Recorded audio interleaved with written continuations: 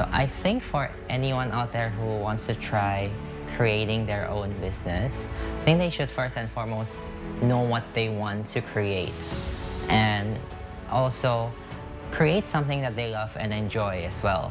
My philosophy in the beginning was I would create products that I would use as well at home. So I think for anyone out there trying, you should first start off with that, and then don't hesitate. Make something now and don't focus on anything else first. Just make sure you create a product that is good and you'd love it as well.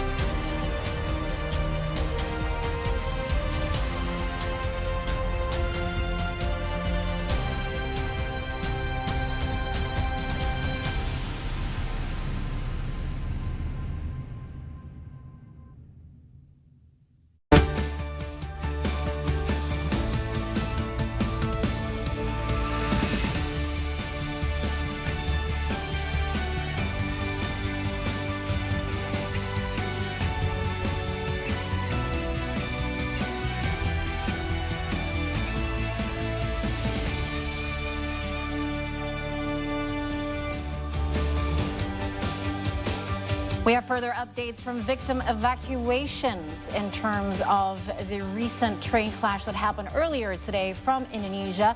And of course, the latest from Indonesia across the world. Welcome to the 3-Hour News Show on See Today with me, Kai Surya. And for the next 3 hours, we'll have the latest updates for you. And with me, of course, we have Rangga Estemat and Aris Satya. Yeah. Hello. Wow. Good afternoon. It's just, this is me or a little bit hot in the studio today?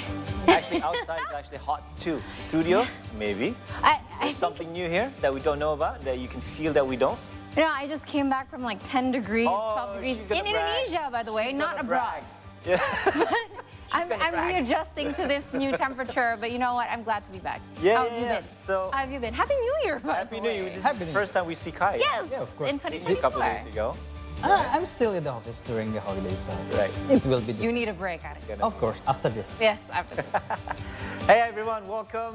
My name is Rangga Estemat and this is the 3-Hour News Show. We're gonna be with you for the next 3 hours. And before we start, make sure you follow us on our socials. We are on X, Instagram, and YouTube at See Today News. And with us today is Aris for the latest from the business world. Thank you very much, Rangga. I'm Aris Satya. We'll take a look at the market and business updates from the country, the region, and elsewhere around the world. But first, let's see what makes the top stories for today. 2 trains collided in Cicalengka, Subdistrict Bandung Regency, West Java on Friday at 6 a.m. earlier today. McDonald's CEO Chris Kempczinski said that the fast food chain has been significantly impacted by anti-Israel boycott campaign, especially in the Middle East, and this takes place amid the ongoing humanitarian crisis in Gaza. From sports, Nikola Jokic nailed a 40-foot shot to help the Denver Nuggets beat the Golden State Warriors 130-127 on Thursday night. Perhaps you're considering to have new fish as members of your family, or you already have them. Do stay tuned because later in our See the Story segment, we'll have a chit-chat with fish veterinarian Chitan to hear what it's like being a fish doctor.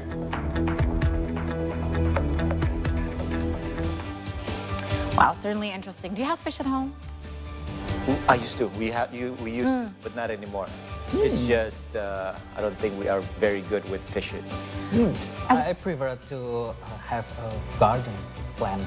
Ah. It's easier, you know. See, I think so too. Yeah. Yeah, it's therapeutic in either way. What about you? Do you have any fish? I have cats.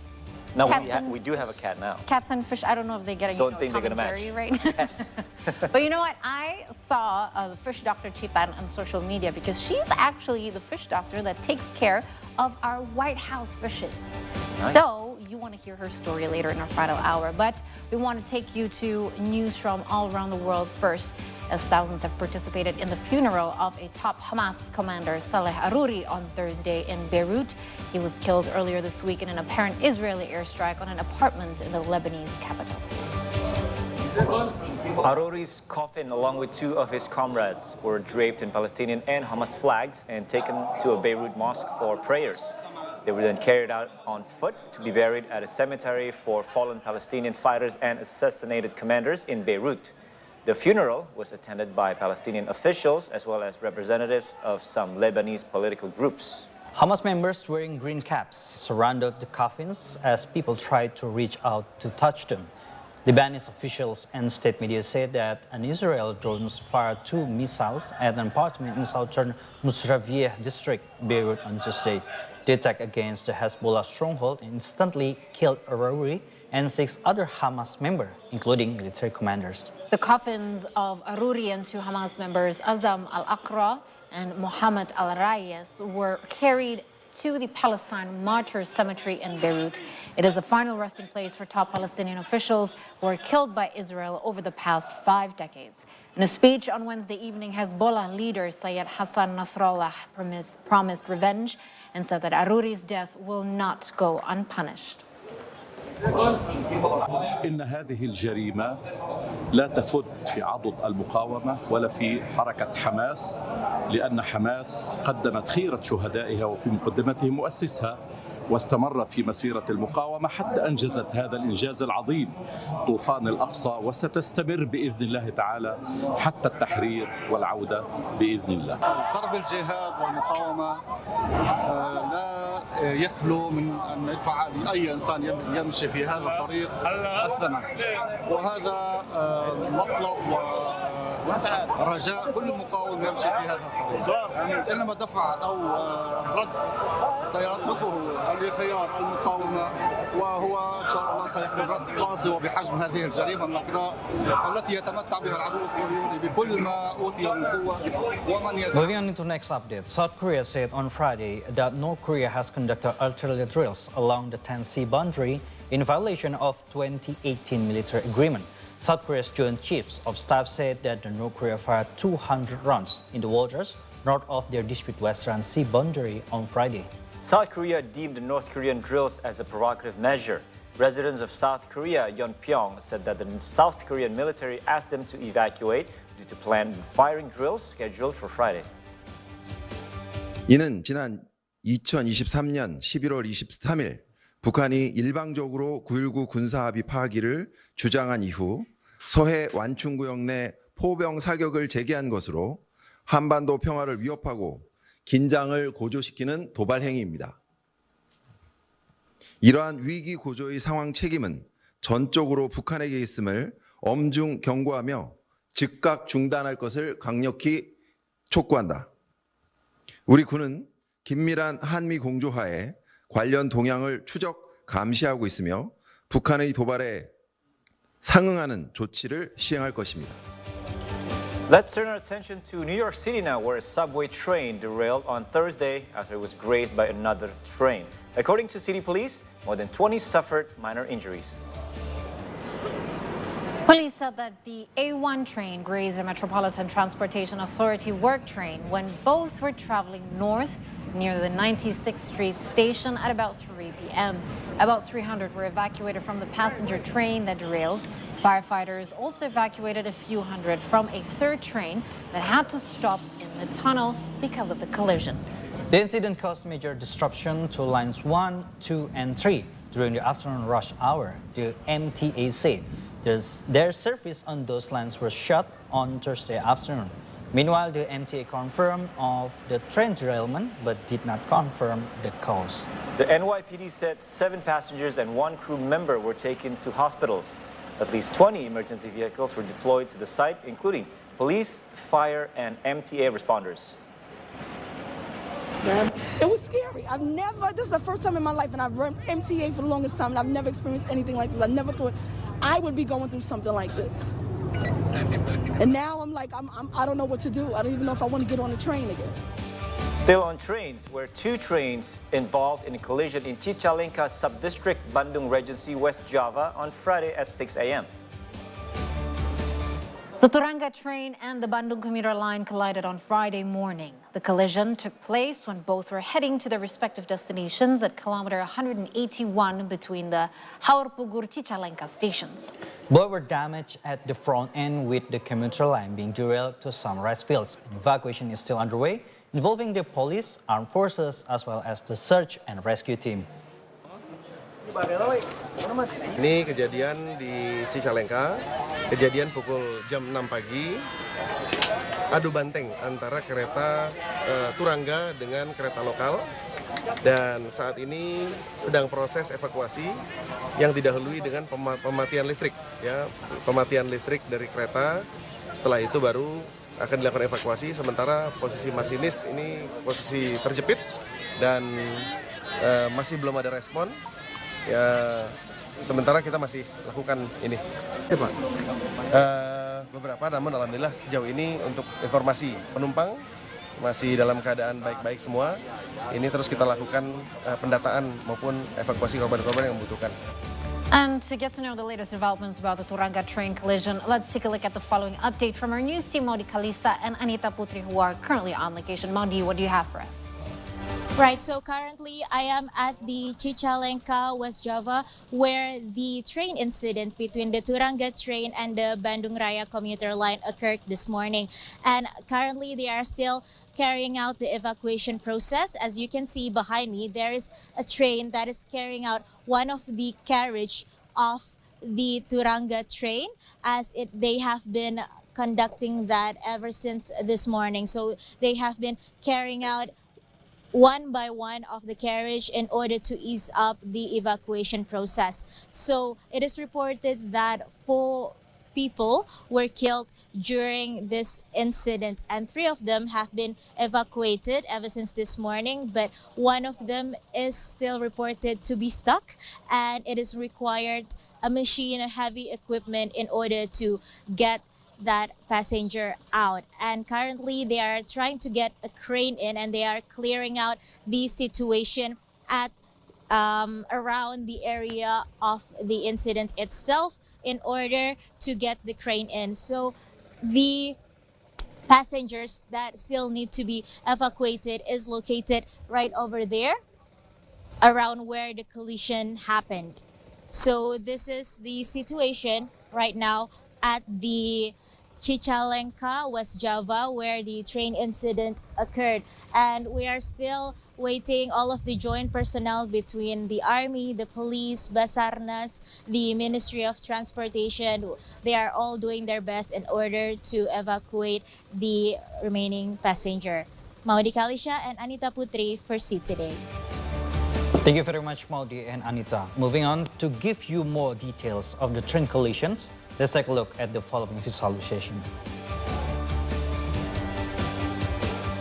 A train collision occurred at the Cicalengka Haurpugur railway line in Bandung, West Java at 6:03 a.m. West Indonesia time.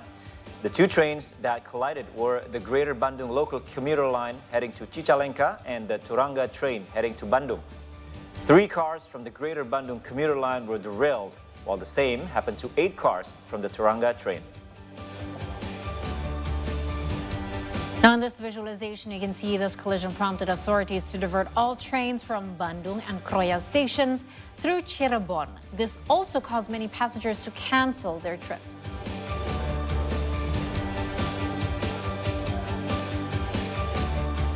The Turanga train and Greater Bandung commuter line collided 700 meters from kilometer 81 en route between the Haurpugur and Cicalengka stations in Bandung Regency, West Java on Friday morning.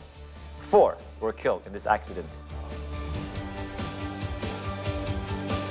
So as you can see from the visualization, casualties from the train accident are as follows. First is Julian Dwi Setiono, Padalarang Cicalengka train conductor, and then Ponisan, Padalarang Cicalengka assistant train conductor, Andrian, Turangga train attendant, and Enjang Yudi, Cimekar station security officers. The Turangga train had 287 passengers on board, while the Greater Bandung commuter line had 191. The wounded from the train accident are at 37. Now, Coordinating Minister for Human Development and Cultural Affairs, Muhajir Effendi, visited the site where the Turangga train collided with the Bandung Raya commuter line, in Bandung Regency, West Java on Friday. Prior to his arrival, the minister traveled to Sumedang, West Java to assess the situation following an earthquake that took place on New Year's Eve. And upon arriving on the train collision site, he explained that all passengers were successfully evacuated. 28 were wounded and 4 died in the train collision. Casualties include the train conductor, assistant train conductor, train attendant, and railway police officer. Jadi yang pertama yang kita utamakan adalah penumpang. Keselamatan penumpang itu harus diutamakan, dan kalau nanti ada korban harus segera dievakuasi. Sementara yang korban, alhamdulillah tidak ada yang luka berat. Semuanya lukanya sedang dan ringan, dan sekarang sebagian sudah berada di rumah, semuanya sudah berada di rumah sakit. The Indonesian Transportation Ministry expressed its deepest condolences and apologies for the collision between the Turangga train and the Bandung Raya commuter line on the signaling block on the Cicalengka-Haur Pugu route in West Java.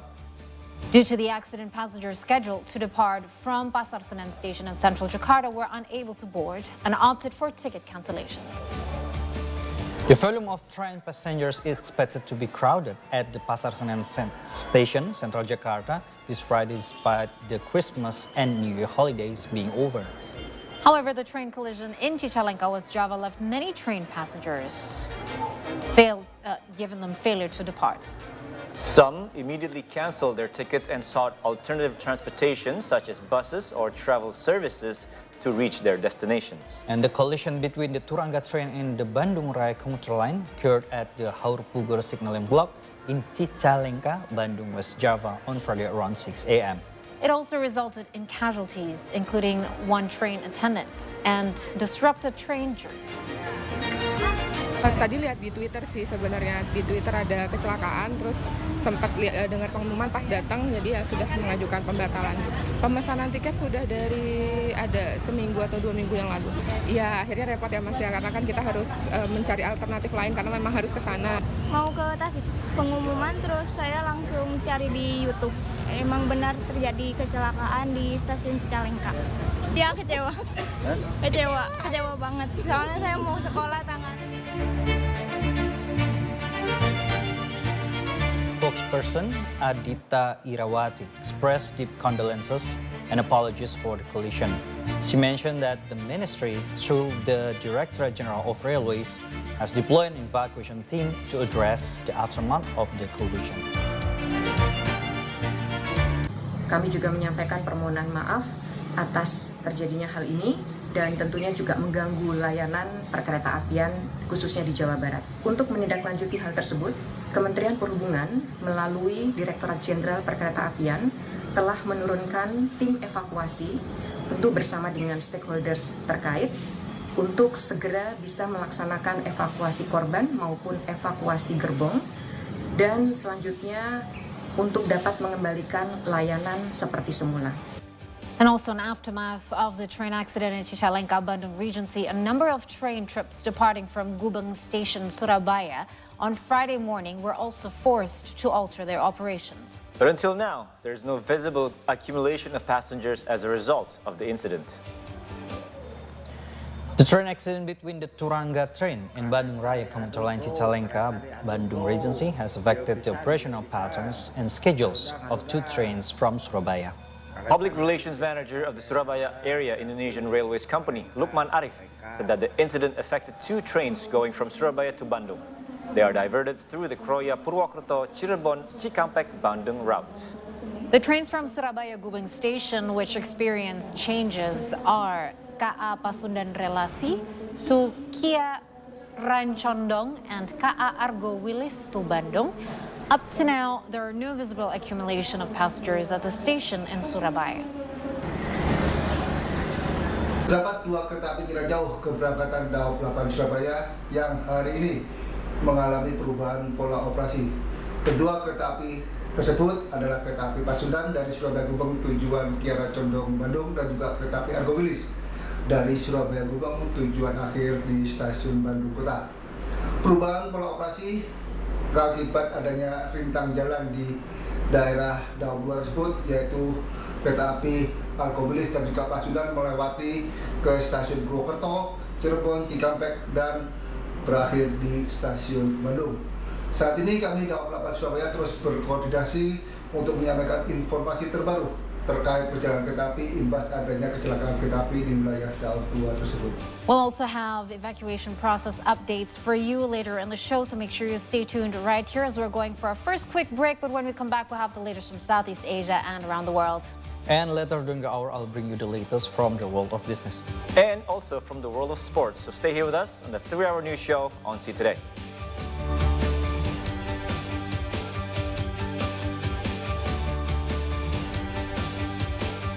Their existence is now being critically endangered.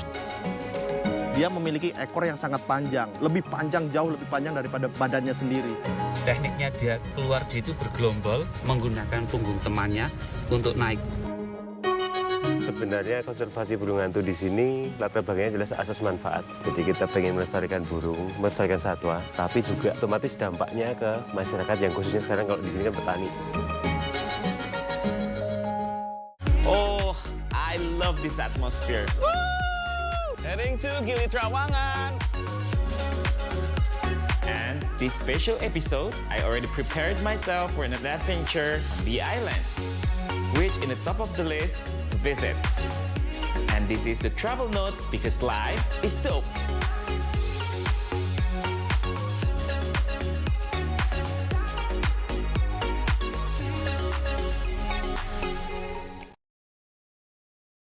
Untuk meet and greet, beruntung sekali Indonesia kedatangan Argentina sang juara dunia.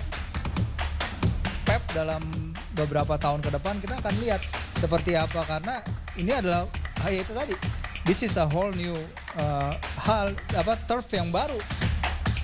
Ilo udah memprediksikan kemenangan ini? Oh, semua orang memprediksikan pasti. Kalau soal memprediksikan, Cipto tiap panjang musim ya. Hi, I'm Cece. Welcome to Tech in Today. Did you know that you can become a music star just with AI? How can a digital human become an idol? Do you know? Now there is a food delivery jetpack.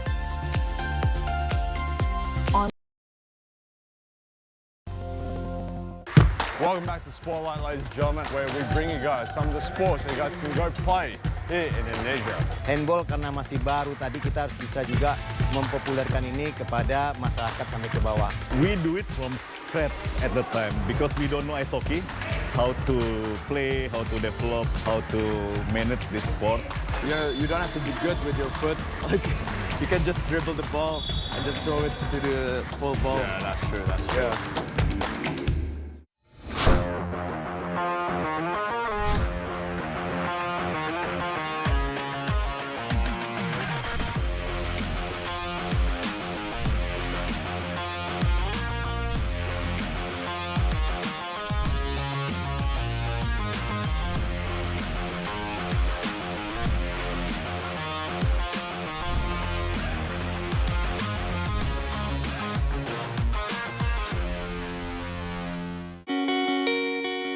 The beauty and the excitement of being there, indescribable through such an iconic, historical, and magnificent. Let's take a look around, shall we? Come on in.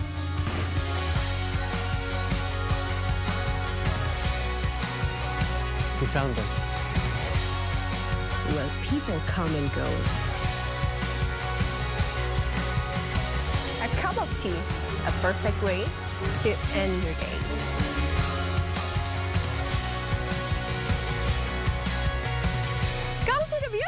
Allianz Indonesia.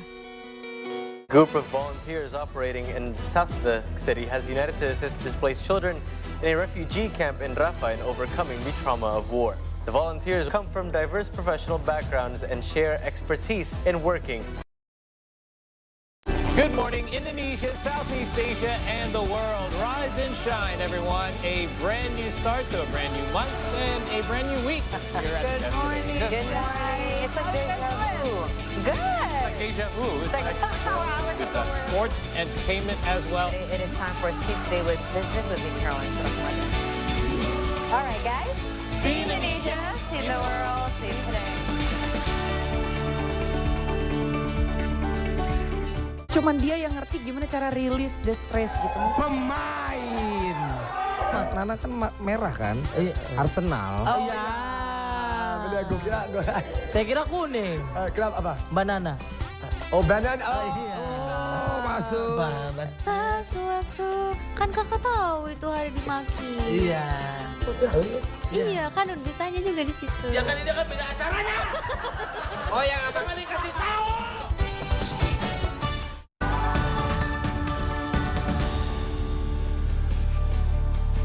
Welcome back to the 3 Hour News Show with us on See Today. Now we have news from Southeast Asia as the French Foreign Development Agency, or also known as Agence Française de Développement, or AFD, is set to provide development aid totaling to $40.6 million to address coastal erosion in Vietnam on January the 3rd. The Beach Protection and Anti-Erosion Project at the Hoi An Beach in Quang Nam Province is expected to commence this year and concludes in 2026. The project, which has been approved by the Vietnamese Prime Minister since 2019, is estimated to cost 988 billion Vietnamese dongs, or $40.6 million. This includes $38.4 million in AFD loans, $2.2 million in non-refundable aid, as well as $5.4 million in counterpart capital from the provincial budget.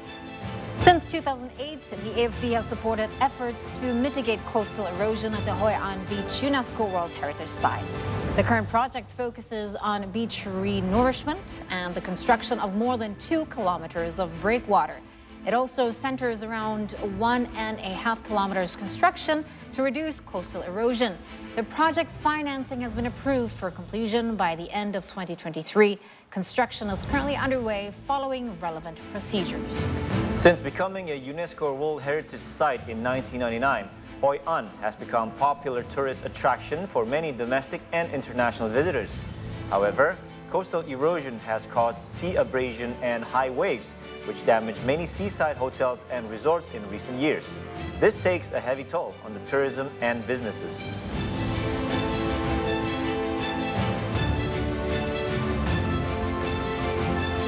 Next up, the Laotian Information, Culture and Tourism Ministry convened on January 3rd to discuss and exchange opinions in preparation for Laos ASEAN Socio-Cultural Community Council meeting. The meeting was chaired by Information, Culture and Tourism Minister Suan Savanviaket and involved relevant government officials. The Ministry of Information, Culture and Tourism of Laos held several internal meetings in preparation to host the ASEAN Socio-Cultural Community Council meeting in 2024. During the meeting, Mr. Suan Savan said that the 32nd ASEAN Socio-Cultural Community Council meeting is set to last from September 23rd to 27th in Vientiane. According to Planning and International Cooperation Department Deputy Director Kampo Piasakka, the meeting will address topics such as the sustainability and comprehensive role of culture and art in ASEAN. Furthermore, the event will also promote environmental cooperation on climate change tolerance under the ASEAN Joint Declaration on Climate Change. It will also discuss measures to solve cross-border haze and smoke pollution. Next up, now from the Philippines, where President Ferdinand Marcos Jr. recently commended the Anti-Money Laundering Council, or AMLC, and all related government agencies to make measures that would remove the country from the global money laundering list this year. During the meeting, the president reiterated his order to boost efforts that may prevent the Philippines from becoming a money laundering site. Global Money Laundering and Terrorist Financing Watchdog Financial Action Task Force, or FATF, placed the Philippines in their gray list since June 2021. From that point onward, the Philippines originally received 18 action plans to lose its gray list status in 2021. The country now has 8 remaining action plans that must be addressed. The remaining action plans include the effective supervision of non-financial businesses and professionals, mitigating risks associated with casinos, boosting investigations and prosecutions of money laundering or terrorism financing, as well as ensuring cross-border measures in all entry points across the country. As a response to the gray listing of the Philippines, President Marcos has directed all related government agencies to strictly address the remaining strategic deficiencies identified by the FATF during the sectoral meeting. Following the discussion, President Marcos also directed all government agencies to sustain good coordination amongst themselves on law enforcement and other orders. The Executive Director of the Anti-Money Laundering Council Secretariat, Matthew David, emphasized that law enforcement agencies and the AMLC have to identify, investigate, and eventually prosecute those who are involved in terrorism financing as a significant effort to exit the gray list. The Philippines is aiming to address the remaining deficiencies and exit the gray list status, since it might lead the country to be listed on the blacklist and causes further consequences. The aim of the government is to exit the gray list this January 2024. That was a self-imposed deadline. But we are still hopeful that we will exit the gray list this year, 2024. Rest assured that all government agencies in charge with addressing all strategic deficiencies, 8 remaining strategic deficiencies, are doing everything they can to complete the action items and for us, the Philippines, to eventually exit the gray list. And from the Philippines, we move on to Cambodia. The Thai embassy in Phnom Penh warned Thais on Wednesday of job frauds that might compel them into call center slavery in Cambodia. Moreover, the embassy said that many Thais were entangled in call center gangs in Cambodia last year. Some of the victims have been sentenced to 50 years in jail. In addition, many victims have ended up working for call center gangs. This prompts the Thai embassy to encourage their nationals to reconsider high-paying employment offers in Cambodia. They added that job seekers who are smuggled to Cambodia by questionable employers and not legal channels are more likely to be compelled to work for illegal gangs. The embassy also said the Thais should enter foreign countries legally and seek work permits from host nations.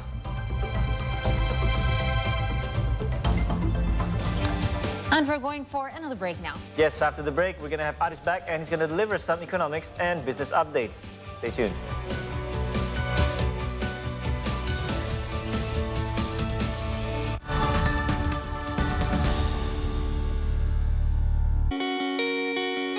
The beauty and the excitement of being there.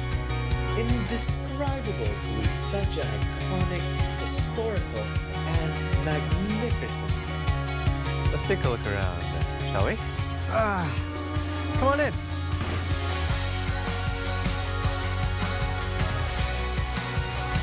We found them. Where people come and go. A cup of tea, a perfect way to end your day.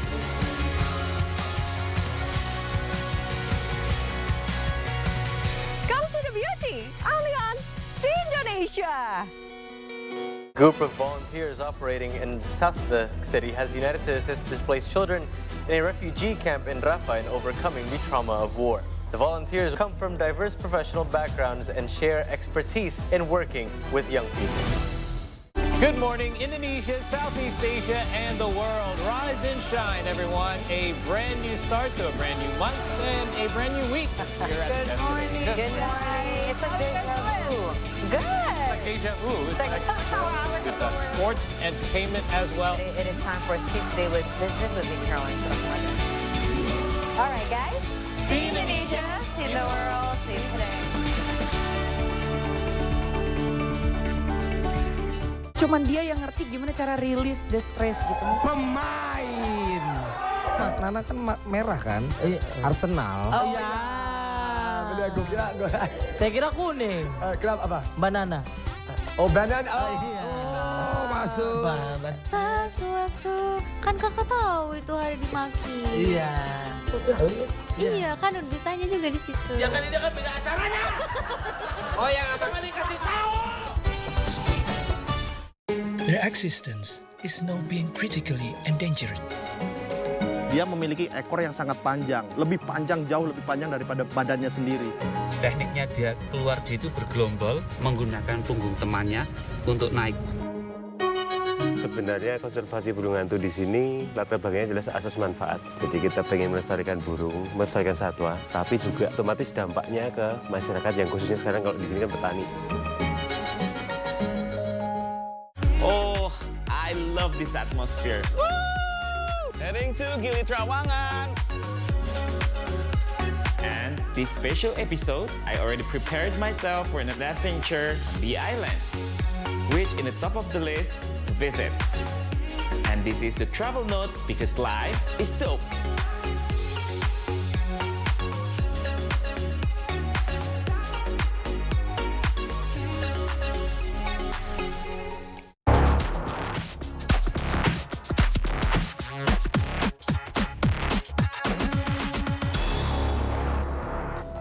Hello, welcome back to the Travel News Show. It's time for some business updates with me, Ari Satya. McDonald's CEO Chris Kempczinski said that the fast food chain has been significantly impacted by the Israel boycott campaign, especially in the Middle East, and this takes place with the ongoing humanitarian crisis in Gaza. The CEO of McDonald's said in LinkedIn letter that several of their outlets in the Middle East and even some outside the region are impacted by the conflict in Gaza. He also said that misinformation plays a part in causing the situation. The fast food chain is being boycotted in many countries as they are perceived as being pro-Israeli with alleged financial ties to Israel. And meanwhile, in Malaysia, the Boycott, Divestment and Sanction or BDS organization have called on the public to boycott companies which they claim are supporting Israel, including McDonald's. In response, McDonald's Malaysia have sued BDS, seeking damages amounting to 6 million ringgit, which is equivalent to around $1.3 million. McDonald's said that the boycott led to profit loss and job cuts, as it caused closures and shorter working hours in various outlets. Into another update, annual inflation in Turkey soared to 64.7% in December, which is the highest it has ever been since 2001. Turkey's core inflation, which excludes volatile food and energy prices, also soared to 70.6%, which is the highest since 2004, or the highest in nearly 20 years. And the surge in consumer prices was mainly due to rise in transportation fares, which spiked 77% in December. And this has been aggravated by higher housing and utilities prices, which increased to 40%. Food price inflation also soared to 72%, which is the highest in 3 months. Turkey's annual inflation level hit a high of 85.5% in October last year. And this came as the Turkish central bank chose to lower interest rates despite rising prices. In a dramatic U-turn to combat high inflation, the Turkish central bank chose to raise interest rates from 8.5% to 15% in July. The rates in the Turkish central bank now stand at 42.5%.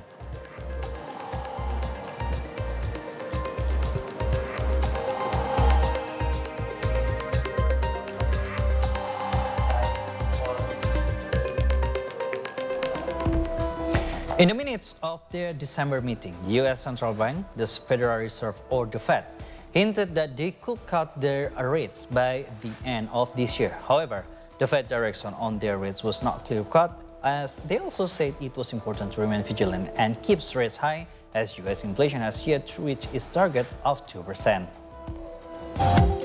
According to the minutes of their December 12th to 13th meeting, Fed officials indicated that a lower benchmark rate would be appropriate by the end of 2024, giving a clear progress toward taming inflation. However, the Fed also said that they must remain vigilant and keep rates high until inflation was clearly moving down sustainably towards their 2% target. In November, annual inflation was still at 3.1%, and uncertainties in the Fed's direction regarding rate cuts has caused the rupiah to weaken. As of 2:52 p.m. on Friday, the rupiah weakened by 0.16% to 15,516 per US dollar. And despite a lack of uncertainty from the minutes of the Fed's meeting, experts like Dr. George Calhoun, a professor of the School of Business at Stephen Institute of Technology, said that the first Fed rate cut could come as early as March. As far as lowering rates, let's start with the survey of the opinion. There are views out there that the first rate decrease could come as early as March. Another bundle of the consensus is focused around May, and more recently they're talking about July. So to me, that is a symptom of the uncertainty that the Fed is actually interested in creating right now. On to news from Indonesia, President Joko Widodo stated that the government will increase the budget for subsidized fertilizer for 14 trillion rupiah in 2024. Providing cheaper subsidized fertilizer is one of the ways that the Indonesian government is taking to reduce production costs and push down the price of food, which has been substantial increase recently due to failed harvest and drought caused by El Nino. President Widodo affirmed the increased budget for subsidized fertilizer during a visit with Central Java farmers in the Satria Purwokerto Spur Hall in Banyumas Regency. President Widodo said that he has already communicated with the Minister of Finance regarding the increase in budget to 14 trillion rupiah. Although the increased budget is still pending approval from the House of Representatives, the President assured that the funds will be ready for the second semester of 2024. Providing cheaper subsidized fertilizer is one of the ways that the Indonesian government is taking to push down the price of food by reducing production costs at the farmer level. Indeed, the price of food commodities has recently seen an increase due to failed harvest as a result of El Nino and consequent droughts. Kemudian subsidi pupuk juga saya sudah meminta ke Menteri Pertanian, Menteri Keuangan untuk mengajukan dana tambahan untuk subsidi pupuk sebesar kurang lebih 14 triliun rupiah. And those were economic and business updates. After a short break, Rangga will return with sports update. Stay tuned.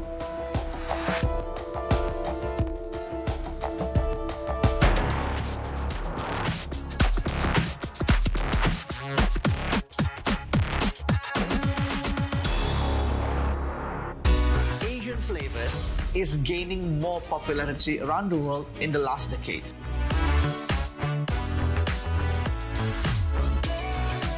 Personally love this, not just because it's familiar for our palate, but because the airiness, the textures of the youtiao, it's completely different than baguette.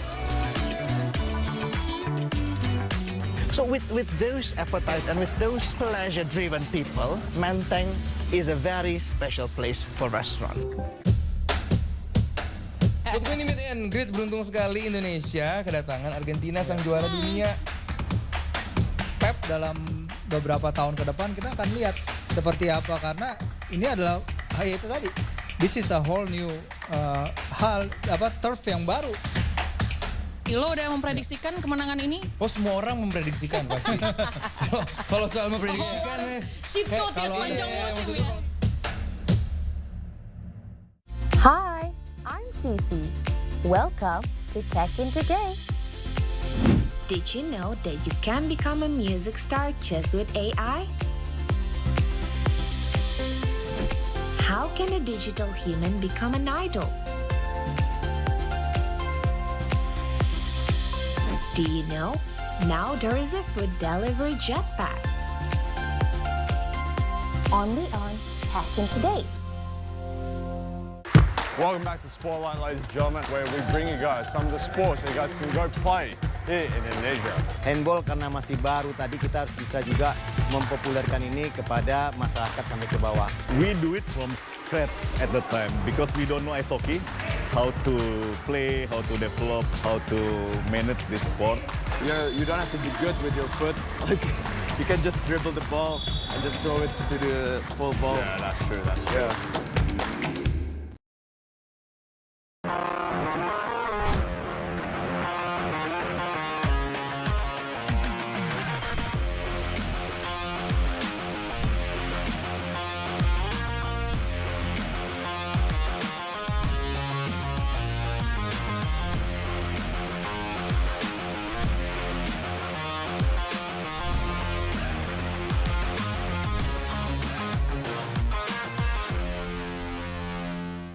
Their existence is now being critically endangered.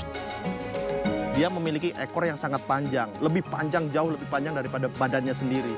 Tekniknya dia keluar dia itu bergelombol menggunakan punggung temannya untuk naik. Sebenarnya konservasi burung hantu di sini latar belakangnya jelas asas manfaat. Jadi kita pengen melestarikan burung, melestarikan satwa, tapi juga otomatis dampaknya ke masyarakat yang khususnya sekarang kalau di sini kan petani.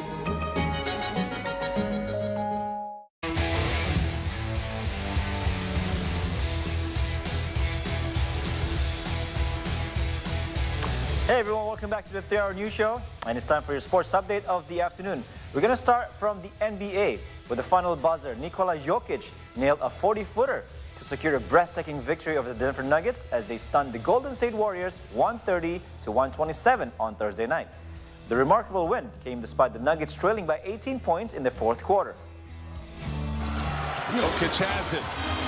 Nikola Jokic hit a 40-footer as time expired, and the Denver Nuggets stunned the Golden State Warriors 130-127 on Thursday night after trailing by 18 points in the fourth quarter.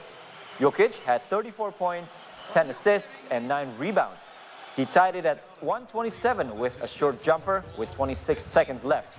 Golden State's final possession ended with Stephen Curry's turnover, setting the stage for Jokic's winner from near the right sideline. The defending champion Nuggets have won 11 of 13 and 6 straight on the road. They sent the Warriors to a 1-3 start on their 7-game homestand. Ties this game at 127. Now we're gonna head over to the next game, where Miami Heat defeated the Los Angeles Lakers on Wednesday at Crypto.com Arena, and this was the 6th Heat match without Jimmy Butler due to an irritation in his right foot. Miami quickly. Tyler Herro scored 21 points. Duncan Robinson had 11 of his 13 points in the fourth quarter, and the Heat beat the Lakers 110-96. Jamie Jaquez Jr. added 16 points, and Nikola Jokic, and Bam Adebayo scored 15 apiece, as all 8 Miami players who saw action scored in double figures. Kevin Love had a season-high 14 rebounds along with 10 points. Miami was without Butler for the 6th time in 7 games because of the irritation in his right foot.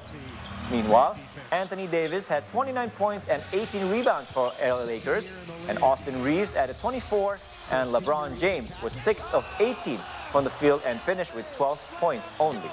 LeBron, quarterbacking lob. All right, from the NBA, we're going to move on to tennis now. At the Brisbane International, world number 2, Aryna Sabalenka initially lost the first game on Thursday. However, she made a remarkable comeback, winning 12 consecutive games to defeat Zhu Lin with a commanding score of 6-1, 6-love.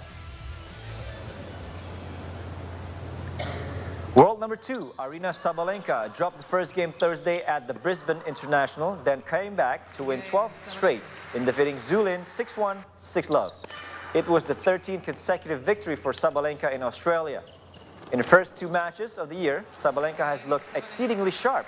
The 25-year-old has produced a total of 17 aces, 3 double faults, and has converted 10 of 16 break points. The Belarusian will next meet Daria Kasatkina in Friday's quarterfinals.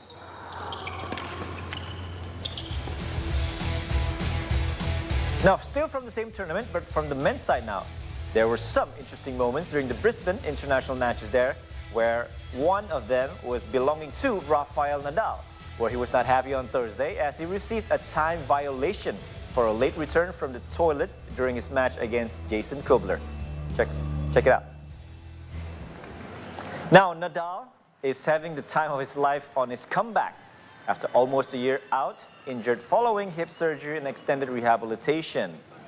The Spaniard beat local hope Jason Kubler 6-1, 6-2 to advance to the quarterfinals, where he'll face Jordan Thompson on Friday. But there was one setback for the 37-year-old Spaniard.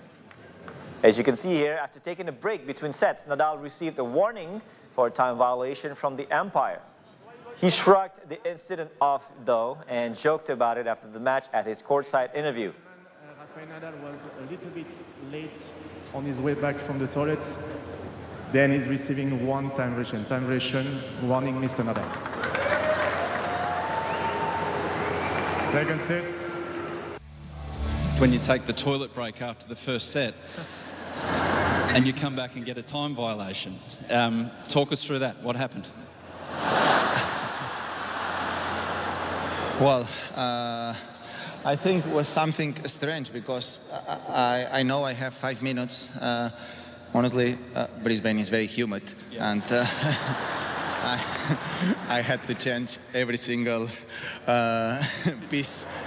Don't go too far. We don't need to do too much. We get the idea. That's all right. Takes a while, and then honestly, I in the walkie-talkie, they were calling me 3 minutes, 2 minutes, 1 minute, half minute, and I came out at the right time. But probably I don't know if the guy who was with me there said a few seconds later to the umpire that I was. He told me 4 seconds later. I don't know. I thought it was on time. Honestly, no. Then he told me I was 4 seconds late. I don't know if it was me. I don't think so in that time, but something happened in the period of time. But I am slow. I know that, and I'm gonna keep trying to improve in 2024. That's great news. That's great news.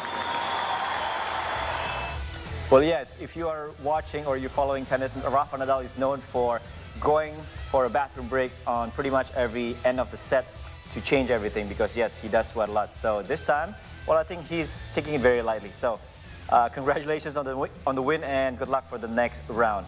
All right, going to move on to the next story now, where the Indonesian national team temporary lineup for the Under-20 World Cup, which consists of 34 players, trained in Jakarta after a week of training in Qatar. Coach Indra Shafri is still assessing who will make the main squad based on 4 main criteria. The Indonesian national team temporary lineup for the Under-20 World Cup continued their training in Jakarta after a week at the Aspire Academy in Qatar. This training camp will last until national competitions resume in February. Out of the 34 players who are now training in Jakarta, 20 took part in previous exercise sessions in Qatar, while another 14 were newly called. Under-20 national team coach Indra Shafri said that the national team lineup will keep changing and there is no guarantee that each player will keep his position. He also stated that anyone who do not take part in the training camp can still join the national team as long as they can meet coaching team requirements. This is also applicable for players of Indonesian descent who hold Indonesian passports. Besides playing internal matches, the Under-20 Indonesian national team is also set to play up to 3 trial matches against other countries. Apa yang 4 itu? Kualitas skill, kualitas kecerdasan taktikal dan kualitas taktikalnya dia. Yang ketiga kualitas fisik, yang keempat kualitas mental. Keempat itu kami akan mengukur dan kami tidak akan melakukan hal-hal di luar itu. Dan semua pemain yang akan kami pilih adalah yang terbaik. Dan saya jamin di sini tidak ada satupun pemain-pemain yang bisa diintervensi oleh siapapun. Saya tegas di sini. Yes, we believe whoever is going to make the main squad of the national team is going to be the best of the best. All right, we're going to move on from football to table tennis, where Lin Gaoyuan made a big upset on the second day at the WTT Men's Final Doha as the world number 7 shocked his captain Ma Long 3-2 in 5 games after 44 minutes battle in the Lusail Arena, Doha, Qatar.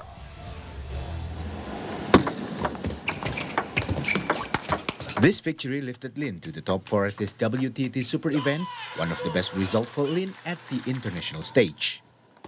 Lin had the disadvantage of a streak with 7 defeats against world number 3 Ma Long in the international tournament, but he was more quickly to get into form than his captain on the court today.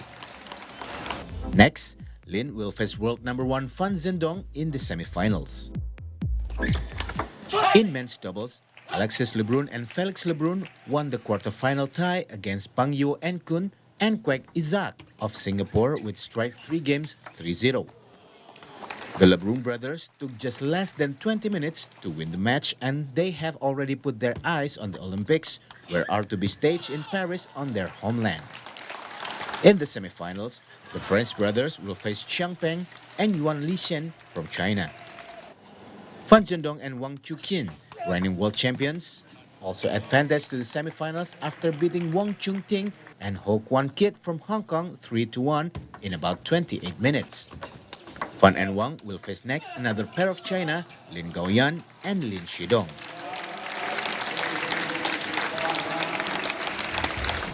Alright guys, that update from the World Table Tennis Finals is wrapping up our sports update for this afternoon. We are going to take a quick break, but when we return, we still have more information. So keep it here on the 3-hour news show on See Today.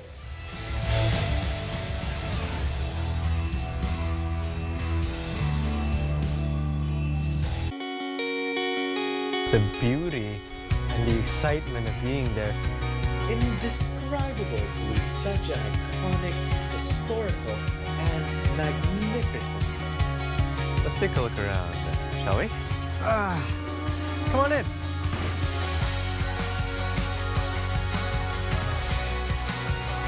We found them. Where people come and go. A cup of tea, a perfect way to end your day.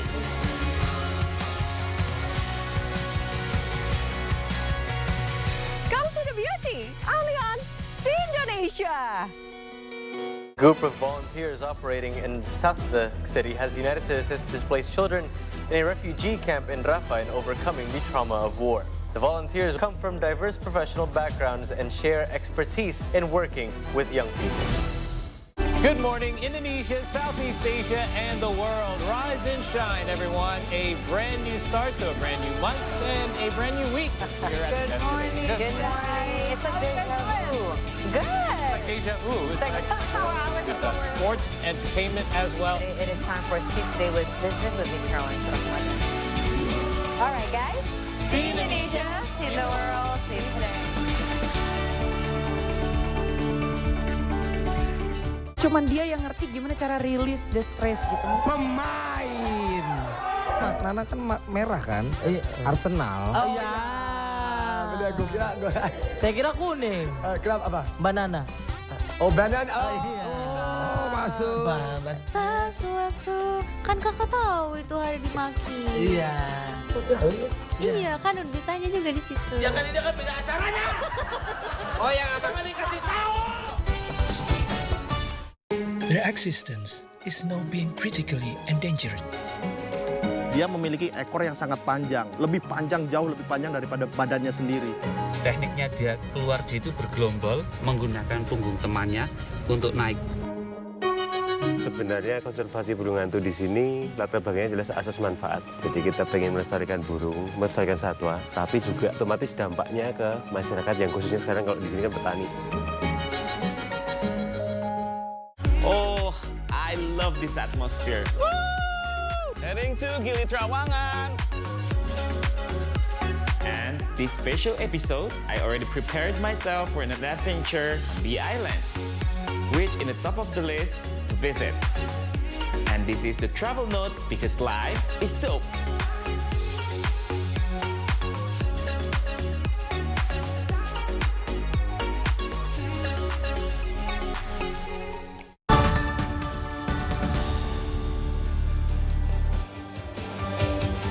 Welcome back to our viewers in Indonesia and across the world. Thank you for joining us on the 3-hour news show on See Today. Now we're in our second hour and we're bringing you the latest from Indonesia.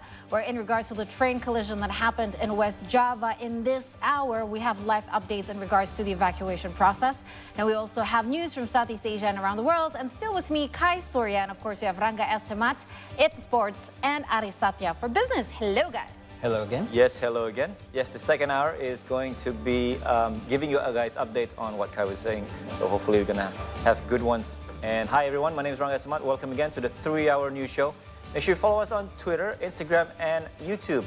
Twitter is X, I mean. And our handle is @CE Today News for our latest updates. And with us today is Aris for the latest from the business world. Yes, thank you very much, Rangga. I'm Era Satya. We'll take a look at market and business updates from the country, the region, elsewhere on the world. But first, let's take a look at the top stories for today. As mentioned before, two trains collided in Cicalengka, Subdistrict Bandung Region C, West Java, on Friday at 6 a.m. In business, McDonald's CEO Chris Kempczinski said that the fast food chain has been significantly impacted by anti-Israel boycott campaigns, especially in the Middle East, and this takes place amid the ongoing humanitarian crisis in Gaza. From the NBA, Nikola Jokic nailed a 40-footer to help the Denver Nuggets beat the Golden State Warriors 130-127 on Thursday night. And stay tuned for a final hour in our See the Story segment. We'll have a chit-chat with fish veterinarian Chitan to hear what it's like being a fish doctor. Now, thousands participated in the funeral of the top Hamas commander, Saleh Arori, on Thursday in Beirut. He was killed earlier this week in an apparent Israeli airstrike on an apartment in the Lebanese capital. Arori's coffin, along with two of his comrades, were draped in Palestinian and Hamas flags and taken to a Beirut mosque for prayers. They were then carried on foot to be buried at a cemetery for fallen Palestinian fighters and assassinated commanders in Beirut. The funeral was attended by Palestinian officials as well as representatives of some Lebanese political groups. Hamas members wearing green caps surrounded the coffins as people tried to reach out to touch them. Lebanese officials and state media said that an Israeli drone fired 2 missiles at an apartment in southern Muzarraviyeh district, Beirut, on Tuesday. The attack against Hezbollah stronghold instantly killed Arori and 6 other Hamas members, including military commanders. The coffins of Arori and 2 Hamas members, Azam al-Aqra and Mohammed al-Reyes, were carried to the Palestine Martyrs Cemetery in Beirut. It is the final resting place for top Palestinian officials who were killed by Israel over the past 5 decades.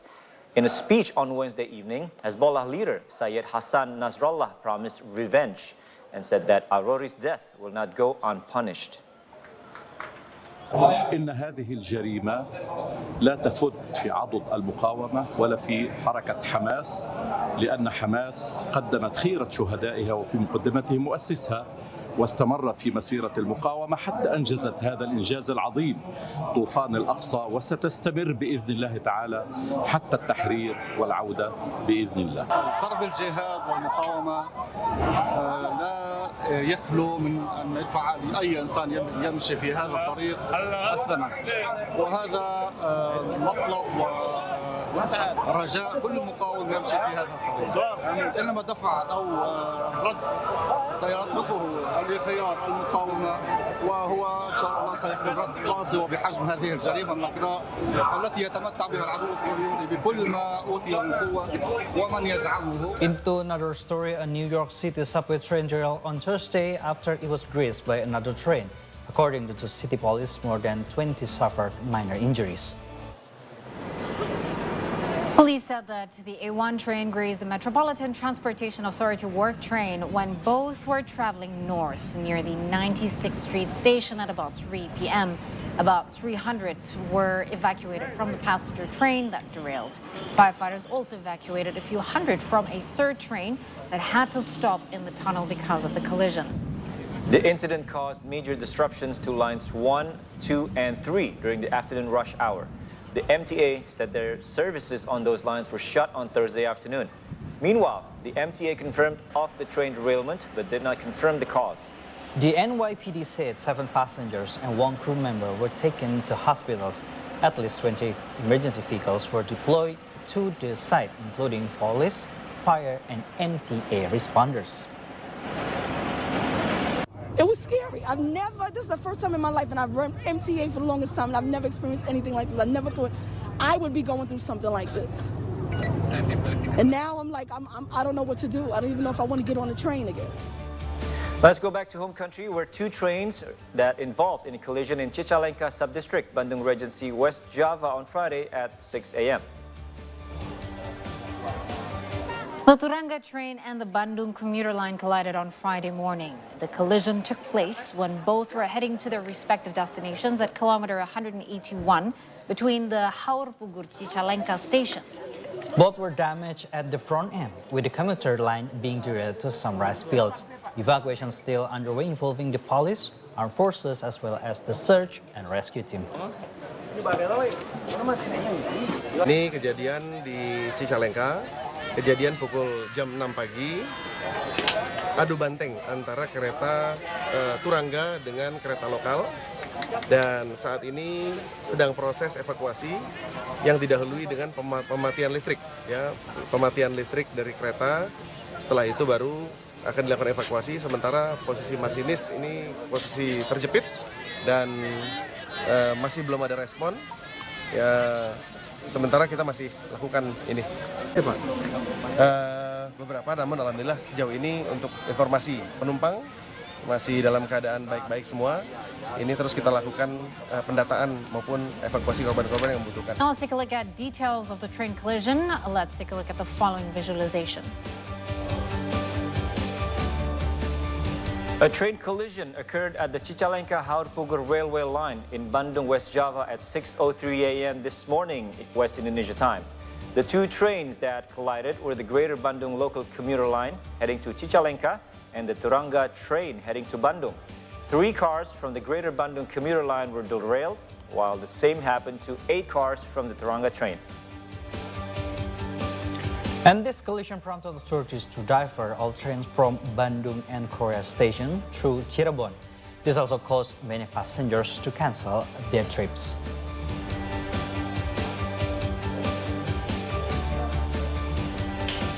The Turanga train and Greater Bandung commuter line collided 700 meters from kilometer 81 en route between the Haurpugur and Cicalengka stations in Bandung Regency, West Java on Friday morning. 4 were killed in this accident. And as you can see from the visualization, casualties from the train accident are as follows. The first is Julian Dwi Setiono, Padalarang Cicalengka train conductor. Ponisan Padalarang Cicalengka assistant train conductor. 3 is Andrian Turanga train attendant. And 4 is Injang Yudi, Cimekar station security officer. The Turanga train had 287 passengers on board, while the Greater Bandung commuter line had 191. The wounded from the train accident totaled so far to 37.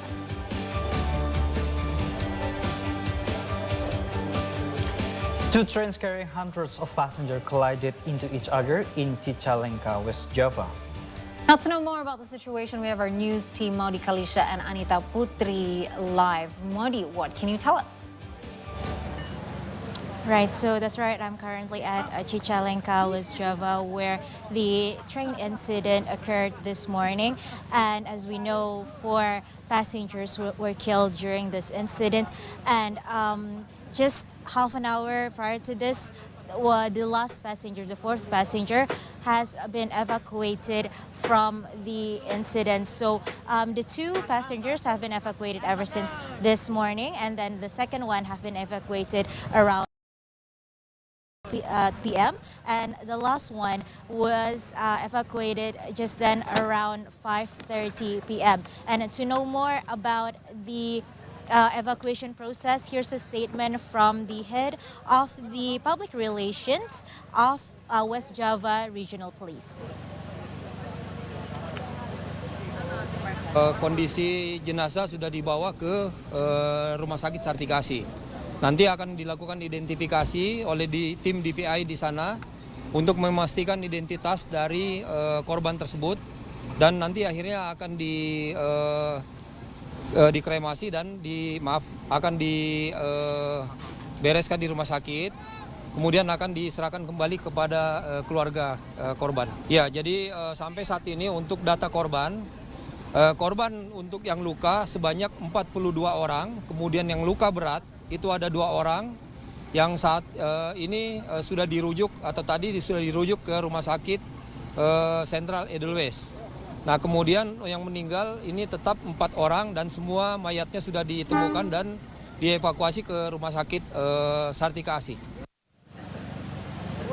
Yes, so all of the passengers from both trains have been evacuated, and what's remaining from the scene of the incident, as you can see, train that is trying to pull out the carriage that got stuck into the rice field. That's where the last person that was evacuated was from. And so yeah, and right now they are the joint forces are trying their best to clear out the scene, and the target of clearing out the scene is targeted before it turns dark. And as you can see, it's turning dark pretty soon, and we're just hoping for the process to finish anytime soon. And so yeah, and the 3 bodies that were evacuated a bit earlier, they have been identified based on their fingerprints as well as their personal belongings, such as their name badge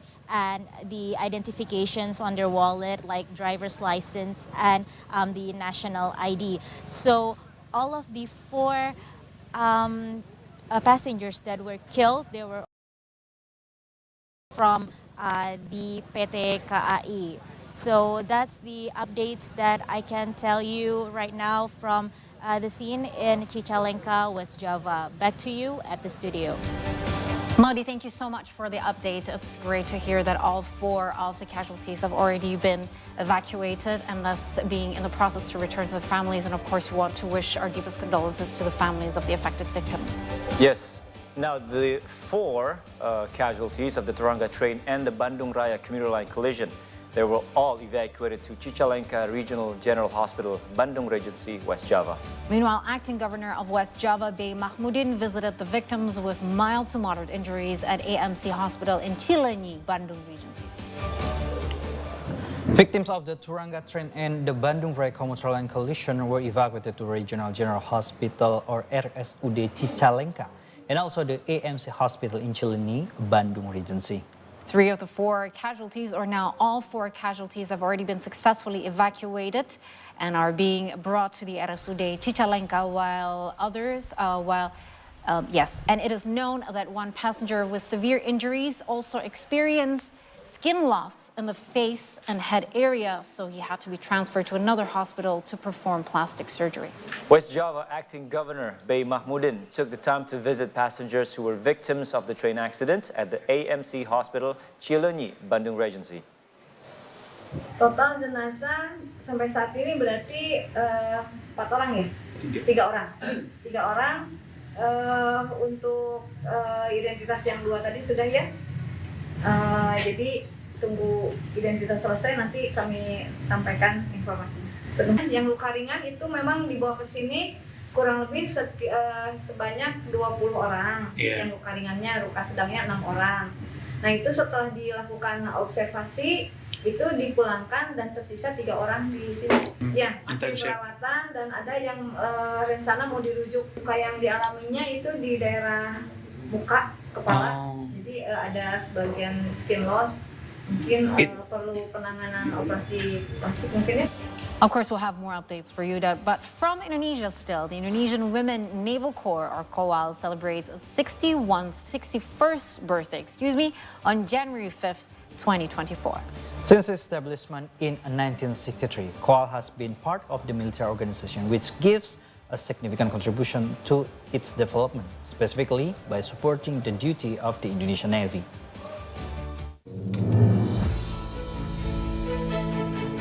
Indonesian Women Naval Corps, or KOWAL, celebrates its 61st birthday on January 5, 2024 at Balai Samudra, North Jakarta. KOWAL was established in 1963 to give rights, responsibility, and honor to Indonesian women dedicating themselves in the military, specifically in the Indonesian Navy. It was established by Navy Commander Admiral R.E. Martadinata, but the idea was pioneered by Commodore Yosudarso. For this year, KOWAL chose the theme of a resilient and prominent KOWAL towards an advanced Indonesia. The chairman of the committee, Marine Lieutenant Colonel Amimul, hoped that this birthday was not only a celebration, but also a moment of reflection to give better service, contribution, and devotion, as well as be resilient and prominent soldiers. Namun juga menjadi momen refleksi bagi kami untuk semakin mampu memberikan karya, kinerja, dan pengabdian terbaik bagi TNI, TNI Angkatan Laut, dan Indonesia. Bahwa Kowal harus mampu menunjukkan jati dirinya sebagai prajurit yang tangguh dan hebat dalam setiap medan penugasannya, baik di dalam ataupun di luar negeri. Indonesian Navy Chief Admiral Muhammad Ali stated that since the establishment, Kowal members are part of the organization, which gives a significant contribution to its development by supporting the duty of the Indonesian Navy.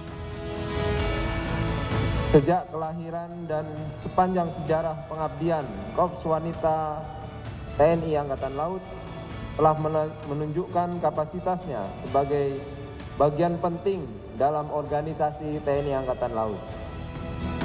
Korps Wanita TNI Angkatan Laut bukan sekedar menjadi pelengkap, tetapi telah memberikan kontribusi yang sangat besar terhadap kemajuan organisasi. To celebrate the birthday, the attendees were entertained by performances from many talented Kowal members. They were also entertained by the incredible voice of Doni, the former vocalist of Ada Band. Akasha Viandri, Dipta Adiwiguna from See Today.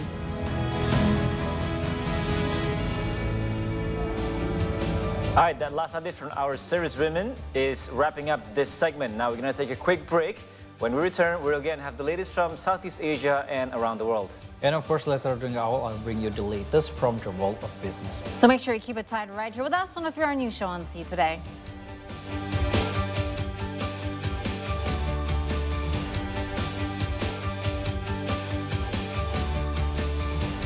Their existence is now being critically endangered.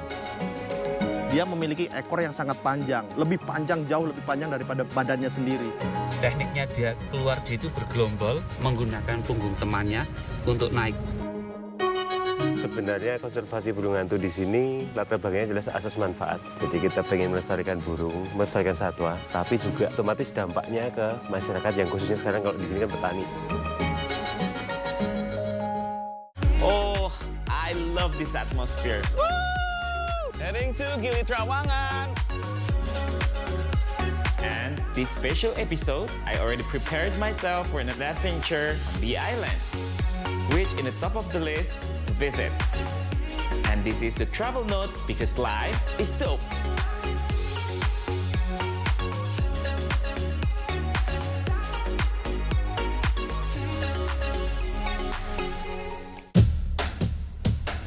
Untuk ini meet and greet, beruntung sekali Indonesia kedatangan Argentina sang juara dunia. Pep dalam beberapa tahun ke depan kita akan lihat seperti apa, karena ini adalah itu tadi. This is a whole new turf yang baru. Lo udah memprediksikan kemenangan ini? Oh, semua orang memprediksikan pasti. Kalau soal memprediksikan, cheat code ya sepanjang musim ya. The beauty and the excitement of being there, indescribable to lose such an iconic, historical, and magnificent. Let's take a look around, shall we? Come on in.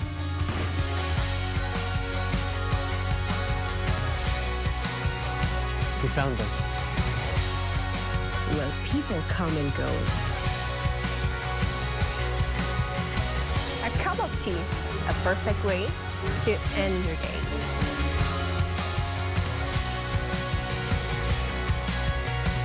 Come see the beauty, only on See Indonesia. A group of volunteers operating in the south of the city has united to assist displaced children in a refugee camp in Rafah in overcoming the trauma of war. The volunteers come from diverse professional backgrounds and share expertise in working with young people. Good morning, Indonesia, Southeast Asia, and the world. Rise and shine, everyone. A brand new start to a brand new month and a brand new week. Here at Good morning. Good morning. It's like deja vu. Good. It's like deja vu. It's like with sports, entertainment as well. It is time for See Today with Business with me, Caroline Sarakumada. All right, guys. See Indonesia, see the world, see today.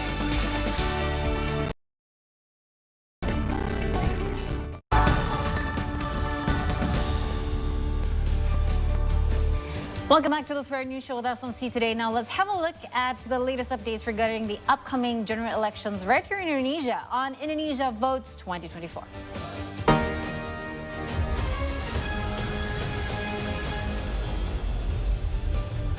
We start from Papua, where the Papua Regional Police recently deployed 600 new non-commissioned officers to 14 district police stations to secure the 2024 general elections in Papua.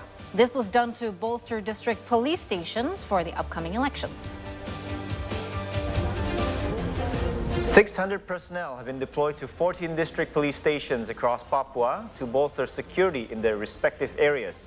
However, 9 stations did not receive additional manpower since they are in areas troubled by terrorists. Papua Regional Police Chief Inspector General Matius De Fakhri said some additional personnel will only secure district police stations while others will be deployed for the upcoming general elections. A total of 17,000 personnel from the military and police have been deployed to ensure security during the 2024 general elections. Pada saat nanti pengamanan pemilunya, itu Polres tidak kosong karena saya berharap nanti lintas ganti sama Bintara Baru ini. Nah di Bintara Baru kan saya sudah kasih melekat ada dantonnya, ada danrunya sehingga mereka membantu Polda Papua untuk bisa membantu Polres-Polres yang ada. Nah tentunya itu nanti juga kita akan susul dengan perkuatan dari Polda bekerjasama dengan Polres untuk rencana nanti pada saat pergeseran kotak suara. So more than 500 residents are taking part in the ballot folding and sorting process for the 2024 general elections held by the South Lampung General Elections Commission.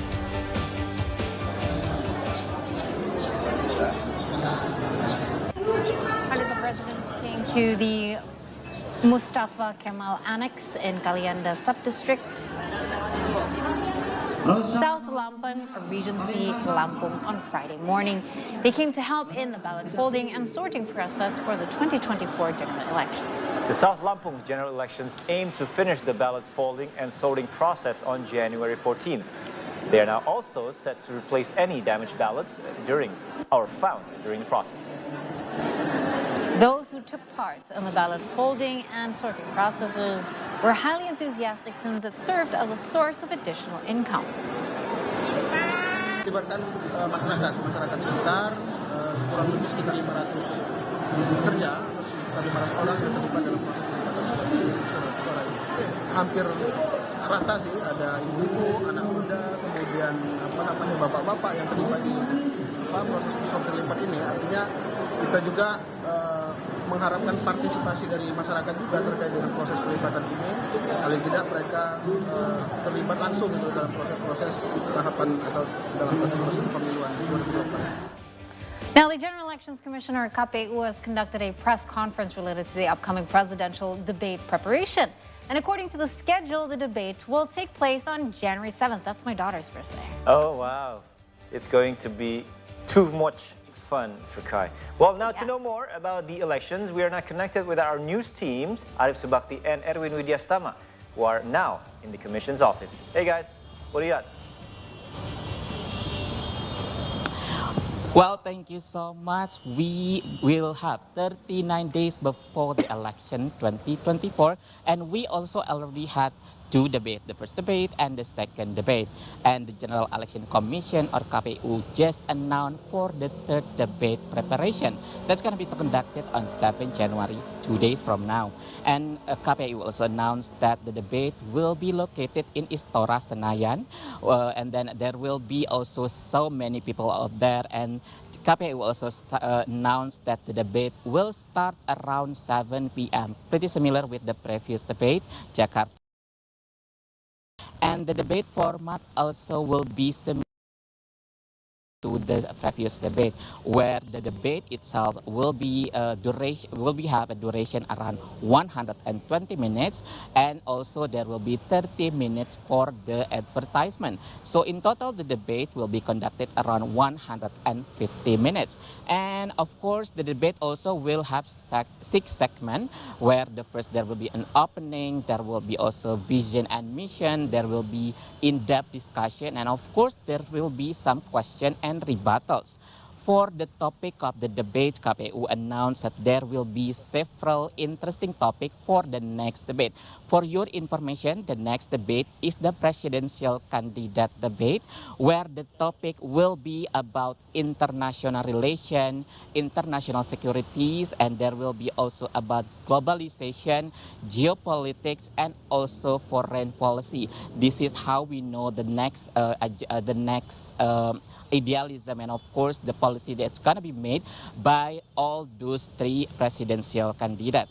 And to support the debate, KPU or General Election Commission invited 11 panelists from several universities from all over Indonesia, which will involve 9 universities such as Universitas Indonesia, Pertamina University, Gajah Mada University, Pajajaran, and there will be also BINUS, Universitas Pertahanan, Christian University of Indonesia, Universitas Islam Internasional, and there will be 1 representation from BRIN, which is Indonesian Research Institution. And General Election Commission or KPU also that several progress for the logistic distribution, where there are by a KPU, the first coming from the domestic distribution. From the first distribution coming from the domestic, the first stage already achieved 100% distribution, and for the second stage still under 85% progress. But that the progress will be 100 before 1 day before the election 2024. And for international or abroad the elections, where we also will have several elections in 128 countries, because we also still have many Indonesian people there who still have political right to vote. General Election Commission or KPU make sure that there will be 100% distribution to support the election in 128 countries. That's all the wrap up from the presentation today, and also from the conference pers from the KPU. Arif Bakti and Erwin, back to studio. Arif and Erwin, thank you so much for the update. Now we're back in the studio, and I'm really looking forward to this week. Yes. You know, I think this is the most underrated topic when it comes to presidential debates always. So much so that even our foreign ministry has, given a statement according to the, the spokesperson of the Foreign Ministry of the Republic of Indonesia, Mr. Muhammad Iqbal. He says that the Foreign Ministry does have hope that this particular presidential debate will shed more light into Indonesia's involvement in the international landscape, which has changed in the last 4 years. I mean, can you imagine? In the last 2 years alone, we have hosted not only the G20, last year we hosted the ASEAN. That has given so many different impacts, and Indonesia's influence in the geopolitical international landscape has changed. And young people these days have a much broader understanding of what's going on around the world. They want to see how Indonesia is stepping up in the game and what the next president can do to make sure that Indonesia is influential more than it ever was before. So I think this is underrated, and I really do, hope that more people will become interested, and not just the internal affairs that is Indonesia, but that whatever happens abroad also affects us here, right? Now, 2 things. You're talking about abroad. We know that the voters abroad, they don't really have the chance to watch and then think about who they're going to vote, because they're going to have to vote earlier than 14th of February. Yes, they do. No. Yes, they do. They can watch all they this can watch, live. but they have to vote before the 14th. So because the last one is the 10th, I believe, the last debate. Yes, they do. So Because I know I think that trying now to be on the 8th or the 9th of February to vote abroad. Yes. We don't know that. We hopefully because they can still see. usually it'll take some time abroad to compile all the information and actually send official documents here to Indonesia securely, of course. Securely. Now we still have more updates, of course, in regards to the general election. The committee has delivered ballots to over 1.7 million Indonesian voters living abroad in January the 2nd.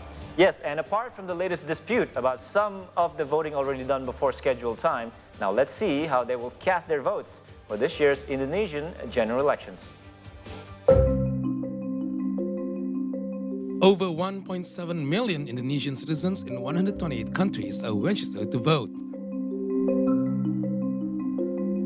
These are the top 20 overseas election committee based on the number of the voters. Number 1, we have Kuala Lumpur with more than 490,000 voters.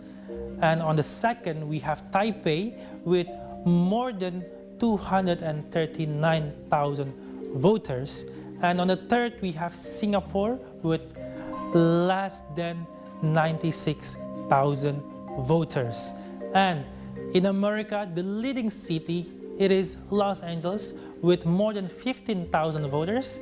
And in Europe, we have Frankfurt as the leading city with almost 14,000 voters.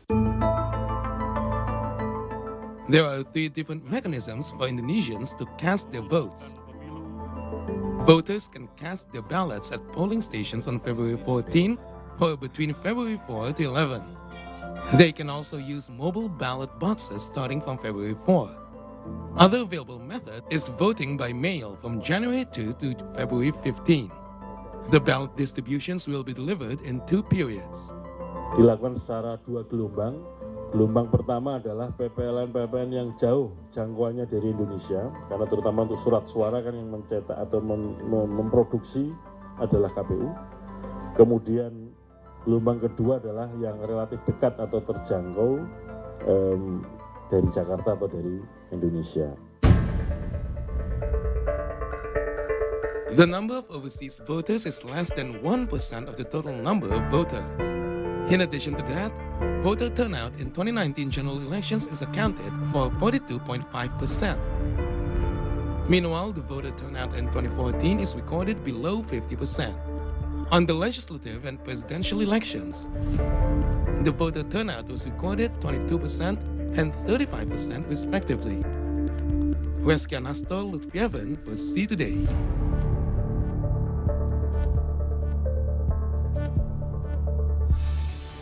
Now, you know what, Ranga, both you and I have had experiences actually voting from abroad. Yeah. I had to go to the Consulate General, but I heard you had a different experience. No, yeah, I didn't have to go anywhere. It was very conveniently sent to my home in California. So I got it on the post.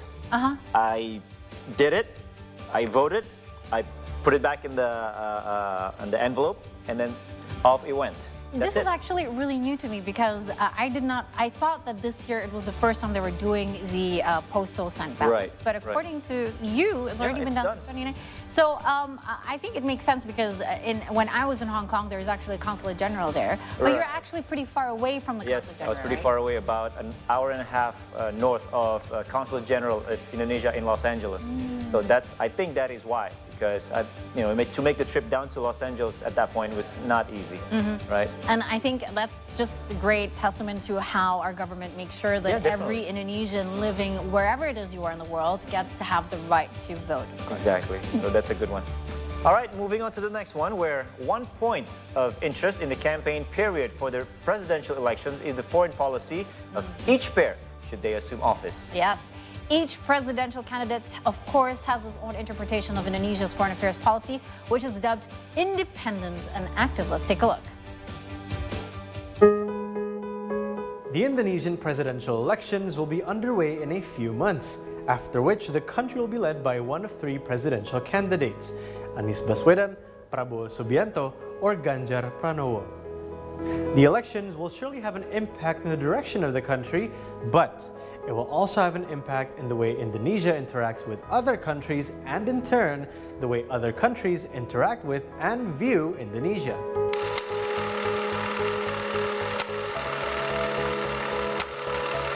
Historically, Indonesia has had a free and active foreign policy. This means the country is free from alliances and can actively take part on the international stage. But this has meant different things to different presidents.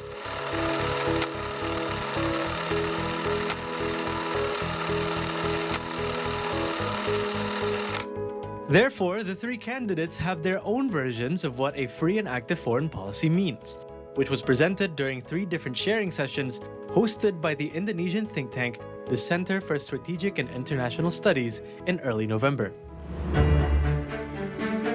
Anies Baswedan said he would like to implement a values-based diplomatic policy through the strategy of what he calls smart power.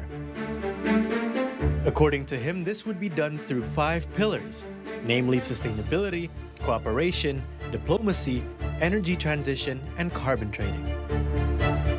Warga Indonesia adalah warga Indonesia dan warga dunia. Dan kepemimpinan selalu berbicara tentang dunia kita berpartisipasi, tidak absen, tidak menjadi penonton, dan tidak memandang dunia semata-mata sebagai tempat lain tempat kita bertransaksi. Tapi kita anggota dari sebuah manusia ke masyarakat, kemanusiaan yang selalu harus terlibat.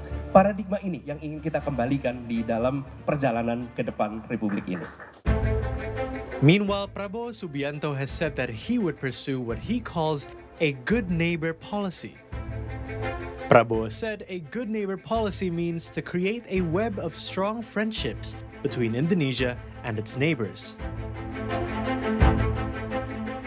We must take care of our own household first. We must take care of our people. For this, for our economy to flourish, we need peace and stability. We need good relations with all countries. We need this relationship web. And finally, Ganjar Pranowo formulated a foreign policy aiming to make Indonesia unggul, which translates to victorious Indonesia. He said that the free and active foreign policy of Indonesia needed to be in line with current and potential future developments. Kita bukan bebas yang free, tapi kita bebas untuk membuat kebijakan yang jauh lebih strategik. Yang strategik kita tentukan sendiri. Aktif pun juga kita bicara tidak pasif yang menunggu saja, tapi aktif mengambil inisiatif-inisiatif, apalagi beberapa problem yang tidak selesai itu betul-betul membutuhkan penyelesaian yang saya katakan tadi, apakah itu bilateral ataukah itu multilateral.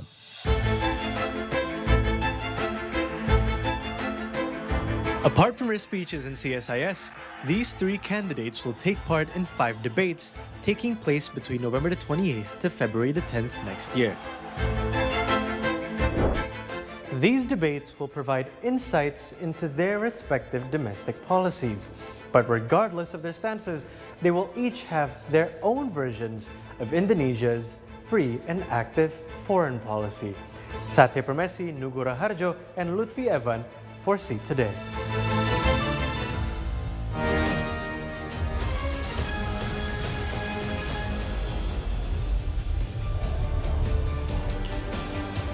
There you have it, guys. Updates on our general elections 2024, and we are only 2 days away from our 3rd presidential debate 2024. That's on Sunday at Looking 7 p.m.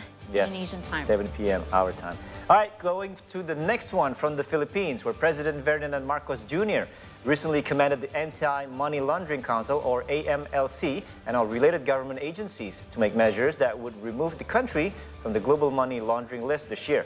Now, during the meeting, the president reiterated his order to boost efforts that may prevent the Philippines from becoming a money laundering site. Global Money Laundering and Terrorist Financing Watchdog Financial Action Task Force, or FATF, placed the Philippines in their gray list since June of 2021. From that point onward, the Philippines originally received 18 action plans to lose its gray list status in 2021. The country now has 8 remaining action plans that must be addressed. The remaining action plans include the effective supervision of non-financial businesses and professionals, mitigating risk associated with casinos, boosting investigations and prosecutions of money laundering or terrorism financing, as well as ensuring cross-border measures on all entry points across the country. As a response to the gray listing of the Philippines, President Marcos has directed all related government agencies to strictly address the remaining strategic deficiencies identified by the FATF during the sectoral meeting. Following the discussion, President Marcos also directed all government agencies to sustain good coordination among themselves on law enforcement and other orders. The executive director of the Anti-Money Laundering Council Secretariat, Matthew David, emphasized that law enforcement agencies and the AMLC have to identify, investigate, and eventually prosecute those who are involved in terrorism financing as a significant effort to exit the gray list. The Philippines is aiming to address the remaining deficiencies and exit the gray list status, since it might lead to the country to be listed on the blacklist and may cause further consequences. The aim of the government is to exit the gray list this January 2024. That was a self-imposed deadline. But we are still hopeful that we will exit the gray list this year, 2024. Rest assured that all government agencies in charge with addressing all strategic deficiencies, 8 remaining strategic deficiencies, are doing everything they can to complete the action items and for us, the Philippines, to eventually exit the gray list. Also from Southeast Asia, the Thai embassy in Phnom Penh warned Thais on Wednesday of job frauds that might compel them into call center slavery in Cambodia. Yes, and moreover, the embassy said that many Thais were entangled in call center gangs in Cambodia last year. Some of the victims have even been sentenced to 50 years in jail. In addition, many victims have ended up working for call center gangs. This prompts the Thai embassy to encourage their nationals to reconsider high-paying employment offers in Cambodia. They added that job seekers who are smuggled into Cambodia by questionable employers and not legal channels are more likely to be compelled to work for illegal gangs. The embassy also said Thais should enter foreign countries legally and seek work permits from host nations. Down to Vietnam, the French Foreign Development Agency, also known as Agence Française de Développement, or AFD, is set to provide development aid totaling up to $40.6 million to address coastal erosion in Vietnam on January the 3rd. The Beach Protection and Anti-Erosion Project at the Hoi An Beach in Quang Nam Province is expected to commence this year and concludes in 2026. The project, which has been approved by the Vietnamese Prime Minister since 2019, is estimated to cost 988 billion Vietnamese dongs, or $40.6 million. This includes $38.4 million in AFD loans, $2.2 million in non-refundable aid, as well as $5.4 million in counterpart capital from the provincial budget. Since 2008, the AFD has supported efforts to mitigate coastal erosion at the Hoi An Beach UNESCO World Heritage Site. The current project focuses on beach renourishment and the construction of more than 2 kilometers of breakwater. It also centers around 1.5 kilometers construction to reduce coastal erosion. The project's financing has been approved for completion by the end of 2023. Construction is currently underway following relevant procedures. Since becoming a UNESCO World Heritage Site in 1999, Hoi An has become a popular tourist attraction for many domestic and international visitors. However, coastal erosion has caused sea abrasion and high waves, which damaged many seaside hotels and resorts in recent years. This takes a heavy toll on the tourism and businesses.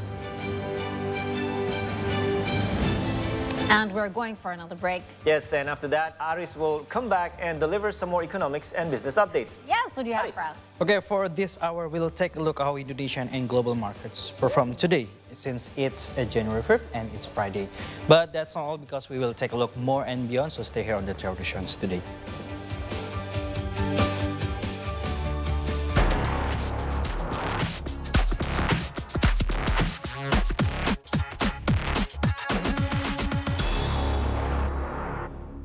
Their existence is now being critically endangered. dia memiliki ekor yang sangat panjang, jauh lebih panjang daripada badannya sendiri. Tekniknya dia keluar dia itu bergelombol menggunakan punggung temannya untuk naik. Sebenarnya konservasi burung hantu di sini latar belakangnya jelas asas manfaat. Jadi kita pengen melestarikan burung, melestarikan satwa, tapi juga otomatis dampaknya ke masyarakat yang khususnya sekarang kalau di sini kan petani. Oh, I love this atmosphere. Woo! Heading to Gili Trawangan. And this special episode, I already prepared myself for an adventure on Bee Island, which in the top of the list to visit. And this is the travel note because life is dope.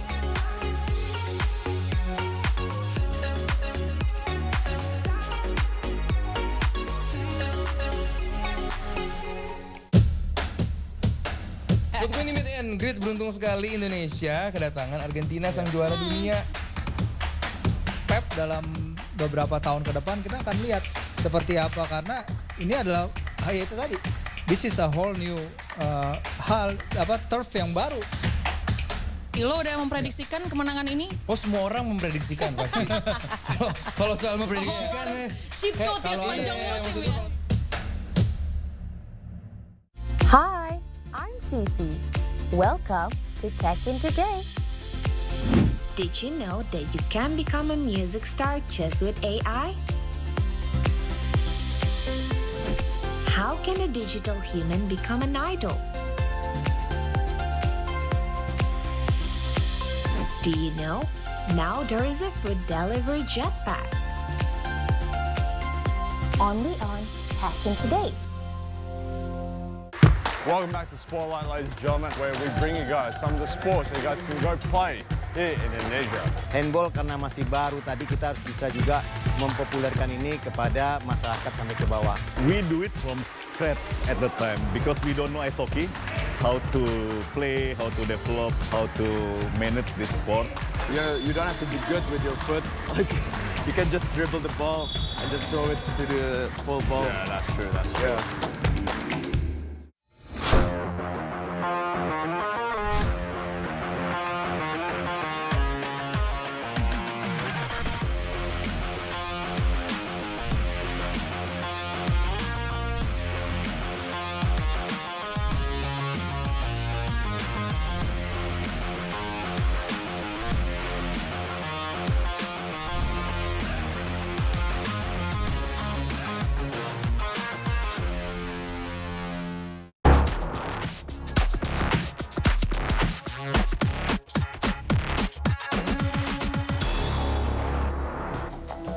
Hello, welcome back. It's See Today Business with me, Arisatya.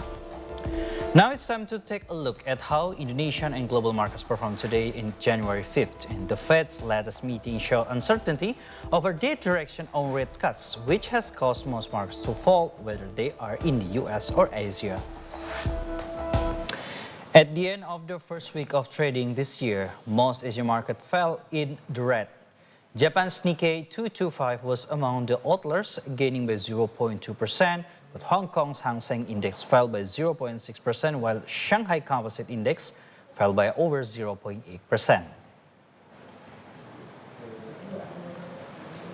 Drops in Asia follow similar developments in U.S. markets the previous night, and the tech-heavy Nasdaq Composite Index fell by 0.5%, marking the fifth consecutive session of losses, which is the longest losing streak since October 2022.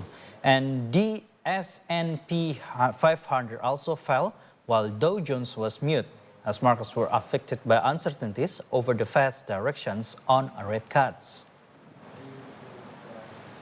We now turn our attention to Indonesia, where the Jakarta Composite Index also followed negative trend around the world. The IDX fell by 0.1% or 9 points to close at 7,350.3.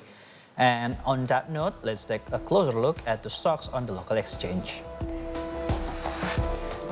The top gainers list on the Indonesian Stock Exchange was led by construction company Koka Indonesia, whose shares soared by 34%, while investment management firm Capital Financial Indonesia with stock code KASA gained by over 18%. Indomobil Success International, or IMAS, and Digital Media Tama Maxima, or DMMX, rounded off the top gainers. And meanwhile, first on the top loser list is oil and gas drilling company Apexindo Pratama Duta, whose shares fell by 30%. Human resources startup Fentani Fortuna International, with stock code VTNY, came in second as its shares fell by 12%. Pairida Pharma and Ulima Nitra rounded off the top losers.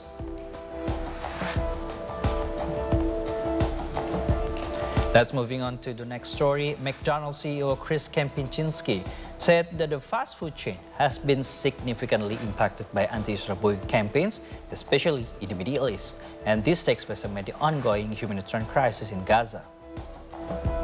The CEO of McDonald's said in LinkedIn letter that several of their outlets in the Middle East and even some outside the region are impacted by the conflict in Gaza. He also said that misinformation plays a part in causing the situation. The fast food chain is being boycotted in many countries as they are perceived as being pro-Israeli, with alleged financial ties to Israel. Meanwhile, in Malaysia, the Boycotts, Divestment and Sanction, or BDS organization have called on the public to boycott companies which they claim are supporting Israel, including McDonald's. In response, McDonald's Malaysia have sued BDS, seeking damage amounting to 6 million ringgit, which is equivalent to around $1.3 million. McDonald's Malaysia said that the boycott led to profit loss and job cuts as it caused closure and shorter working hours in various outlets. Annual inflation in Turkey soared to 64.77% in December, which is the highest it has ever been since 2001. Turkey's core inflation, which includes volatile food and energy prices, also soared to 70.6%, which is the highest since 2004 or the highest in nearly 20 years. The surge in consumer prices was mainly due to the rise in transportation fares, which spiked 77% in December. This has been aggravated by higher housing and utilities prices, which increased to 40%. Food price inflation also soared to 72%, which is the highest in the 3 months. Turkey's annual inflation level hit a high of 85.5% in October last year, and this came as the Turkish Central Bank chose to lower interest rates despite rising prices. In a dramatic U-turn to combat high inflation, the Turkish Central Bank chose to raise interest rates from 8.5% to 15% in July, and rates in the Turkish Central Bank now stand at 42.5%.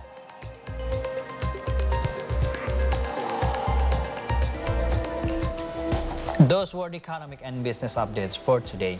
After the break, Rangga will return with sports. Stay tuned.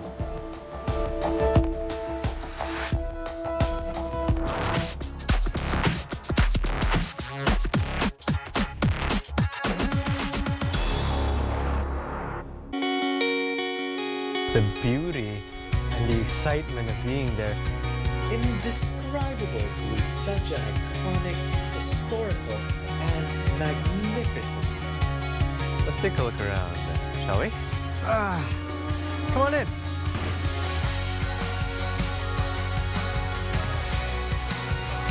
We found them.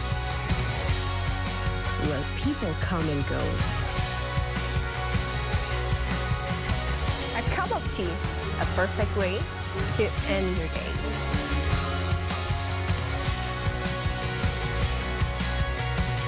Come see the beauty, only on See Indonesia.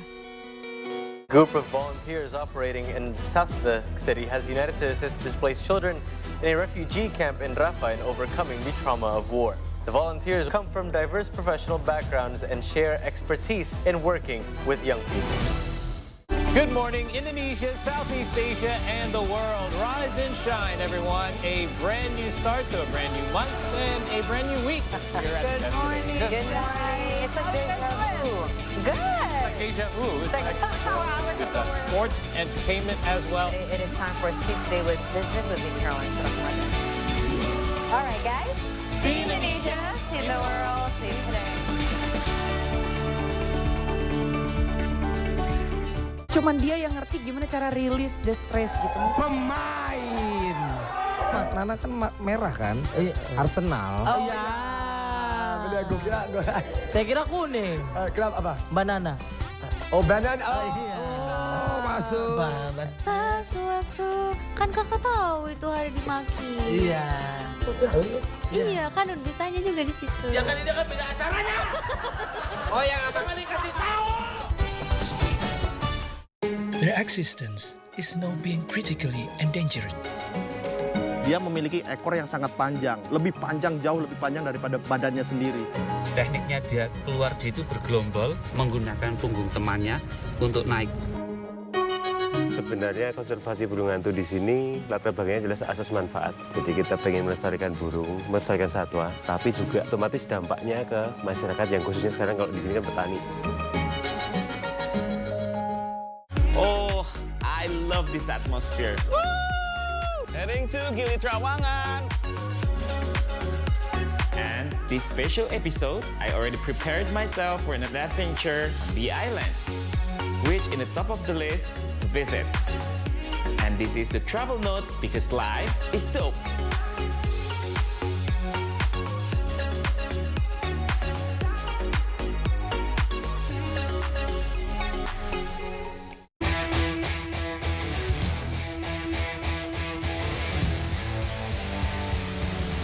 Hey everyone, welcome back to the 3-Hour News Show. It's time for you to bring you your sports update of the afternoon. This is the second time, by the way. If you missed the first one, don't worry about it. This is going to be the same, just about the same. Now we're going to start with this one from the NBA, where at the final buzzer, Nikola Jokic nailed a 40-footer, securing a breathtaking victory for the Denver Nuggets as they stunned the Golden State Warriors 130-127 on Thursday night. The remarkable win came despite the Nuggets trailing by 18 points in the fourth quarter. Nikola Jokic hit a 40-footers as time expired, and the Denver Nuggets stunned the Golden State Warriors 130-127 on Thursday night after trailing by 18 points in the fourth quarter. Jokic had 34 points, 10 assists, and 9 rebounds. He tied it at 127 with a short jumper with 20 seconds left. Golden State's final possession ended with Stephen Curry's turnover, setting the stage for Jokic's winner from near the right sideline. The defending champion Nuggets have won 11 of 13 and 6 straight on the road. They sent the Warriors to a 1-3 start on their 7-game homestand. Drops the shoulder and ties this game at one. On to tennis now at the Brisbane International, where the world number 2, Aryna Sabalenka, initially lost the first game on Thursday. But don't you worry, because she made a remarkable comeback, winning 12 consecutive games to defeat Zhu Lin with a commanding score of 6-1, 6-love. World number 2, Aryna Sabalenka, dropped the first game Thursday at the Brisbane International, then came back to win 12 straight games in defeating Zhu Lin 6-1, 6-love. It was the 13th consecutive victory for Sabalenka in Australia. In the first 2 matches of the year, Sabalenka has looked exceedingly sharp, with the 25-year-old has produced a total of 17 aces, 3 double faults, and has converted 10 of 16 break points. The Belarusian will next meet Daria Kasatkina in Friday's quarterfinals.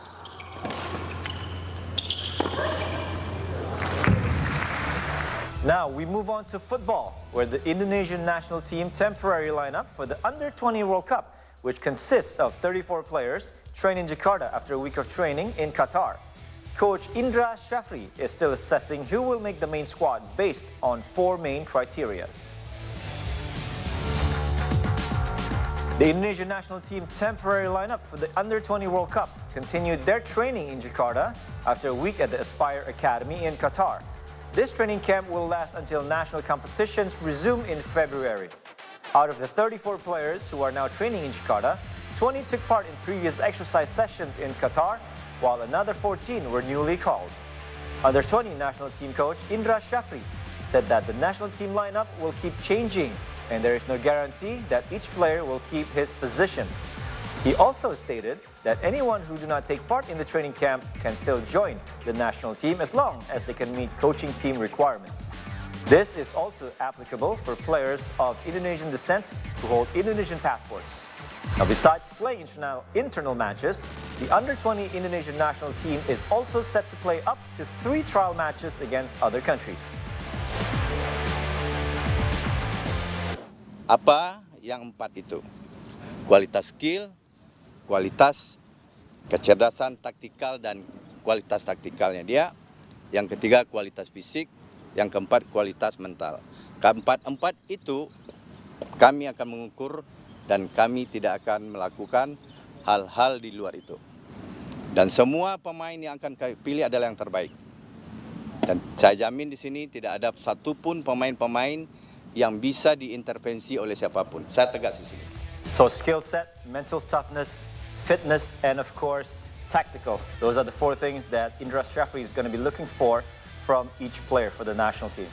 All right, guys, that's a wrap for sports for now. We're going to take a quick break, and when we return, we'll have more information, including our signature segment, See the Stories. Keep it here on the 3-Hour News Show on See Today.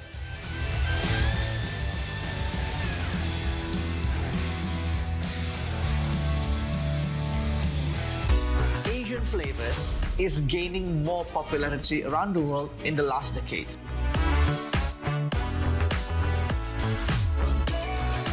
Personally love this, not just because it is familiar for our palate, but because the airiness, the textures of the youtiao, it's completely different than baguette. So with those appetite and with those pleasure-driven people, Menteng is a very special place for restaurant. Untuk ini meet and greet, beruntung sekali Indonesia kedatangan Argentina sang juara dunia. Pep dalam beberapa tahun ke depan kita akan lihat seperti apa, karena ini adalah itu tadi.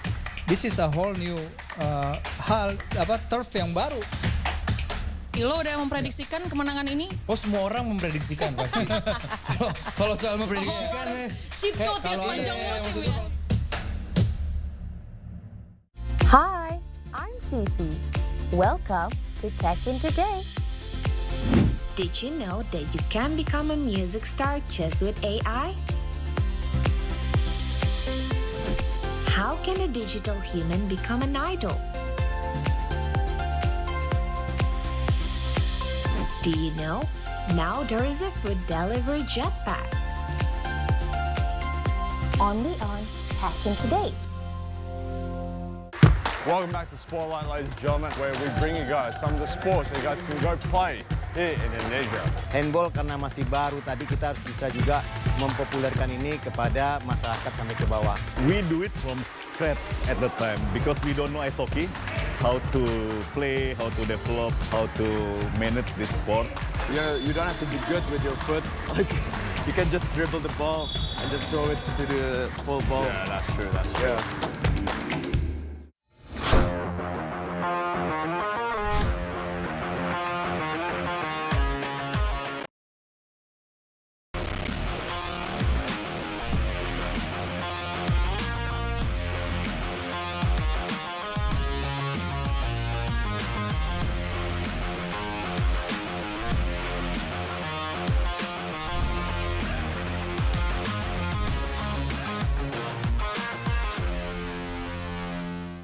Their existence is now being critically endangered.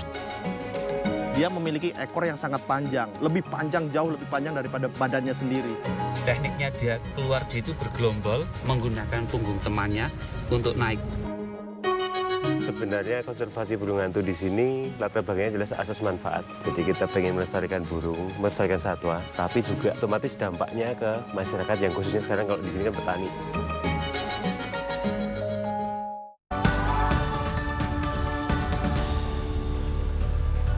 Welcome back to the 3-Hour News Show on See Today. We're finally in our final hour of the day. We'll bring you the latest stories in our See the Stories segment, and you're still with me, Kai Surya. Hi, I'm Ranga Estamat, and for the latest updates, you can also follow us on Instagram, X, and YouTube at See Today News. And also with us, I'm Ara Satya, but before anything else, let's see what making headlines for today.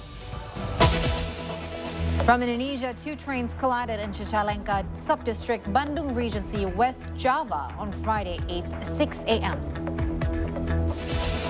McDonald's CEO Chris Kempczinski said that the fast food chain has been significantly impacted by anti-Israel boycott campaigns, especially in the Middle East. And this takes place amid the ongoing humanitarian crisis in Gaza. From the NBA, Nikola Jokic nailed a 40-footer shot to help the Denver Nuggets beat the Golden State Warriors 130-127 on Thursday night. And in just a moment, in our See the Story segment, we'll have a chit-chat with fish veterinarian Chitan to hear what it's like being a fish doctor.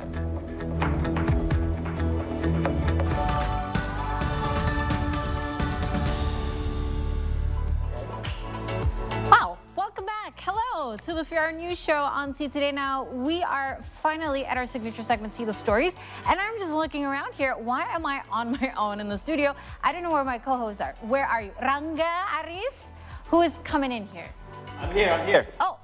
Whoa. But I'm in a bit of a pickle right now. Why? I got a bowl full of fish And also the food. I'm just not very sure how I can take care of them. How do I feed them? Do you have any ideas? Well, I've had fish before, but I can tell you my story isn't very successful. I'm not proud of it. Yes, especially these fish are very glowy. Oh yeah, they're very... They take my focus away from taking care of them. They're just so beautiful to watch, right? You do have to feed them, not just look at them. Yes. Right? They are still living creatures and living beings. But you know what? We're just in luck because we get to ask the actual expert of how we can have fish as pets, because we are going to call in our guest of today's, right? All right. We have veterinarian Chitan coming. Hello, Yes, veterinarian please. Chitan, Dr. Chitan. Welcome. Welcome to the studio. You know what? I am fine, thank you. I'm a huge fan of yours. You are, you know, Indonesia's, the nation's curiosity item. Wow, such a beautiful fish. Yes. Whose fish is this? Is this yours? Yes, they are. I had a good idea of bringing them home to my kid, my boy. My son. Okay. Your kid's Very gonna love into it. fish. Okay. Yeah, even though I never seen them, you know, very glowy like this. Oh, it's a glowfish. It's is it called Yeah, glowfish? is it glow in the dark? No, It is called I'm glowfish. sorry. You know, because, you know, I find the sea is such a mysterious place. Right. Yeah, indeed. And, you know, this is Dr. Chitan, who first time I saw on social media was actually at the White House taking care of President Joko Widodo's No, I big heard about that story. Yeah, I do. Welcome to I the do. studio. Thank you. Thank you so much for coming.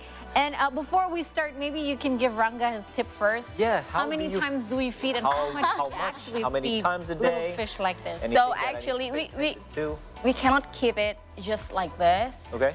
You will need a filtration and all stuff because they will poo there, they will eat there. So you this cannot is not keep it like suitable this. Yeah. for them this for is a long definitely time. Not suitable. No. Yeah, definitely. Even though let's say I change the water every day, that's just gonna be too much No. hassle for me. Yeah, exactly. So Noted. so you will need filtration and don't feed it too much. Don't feed it too much. Okay. How many times a day? Like 1 or twice. Okay, 1 or twice is enough. And then, well, glowfish is not have a really long age. Oh, no way. Okay. So it's like 1 or 2 years. That's it. Okay. Like betta fish. Will they get bigger?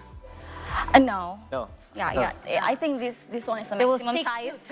Okay, I will need stick not disclaimer, but note. I have a cat at home. Will they be in danger? No. Maybe your cat will be play something like this. Okay. But is that going to disturb the fish? Yeah, definitely.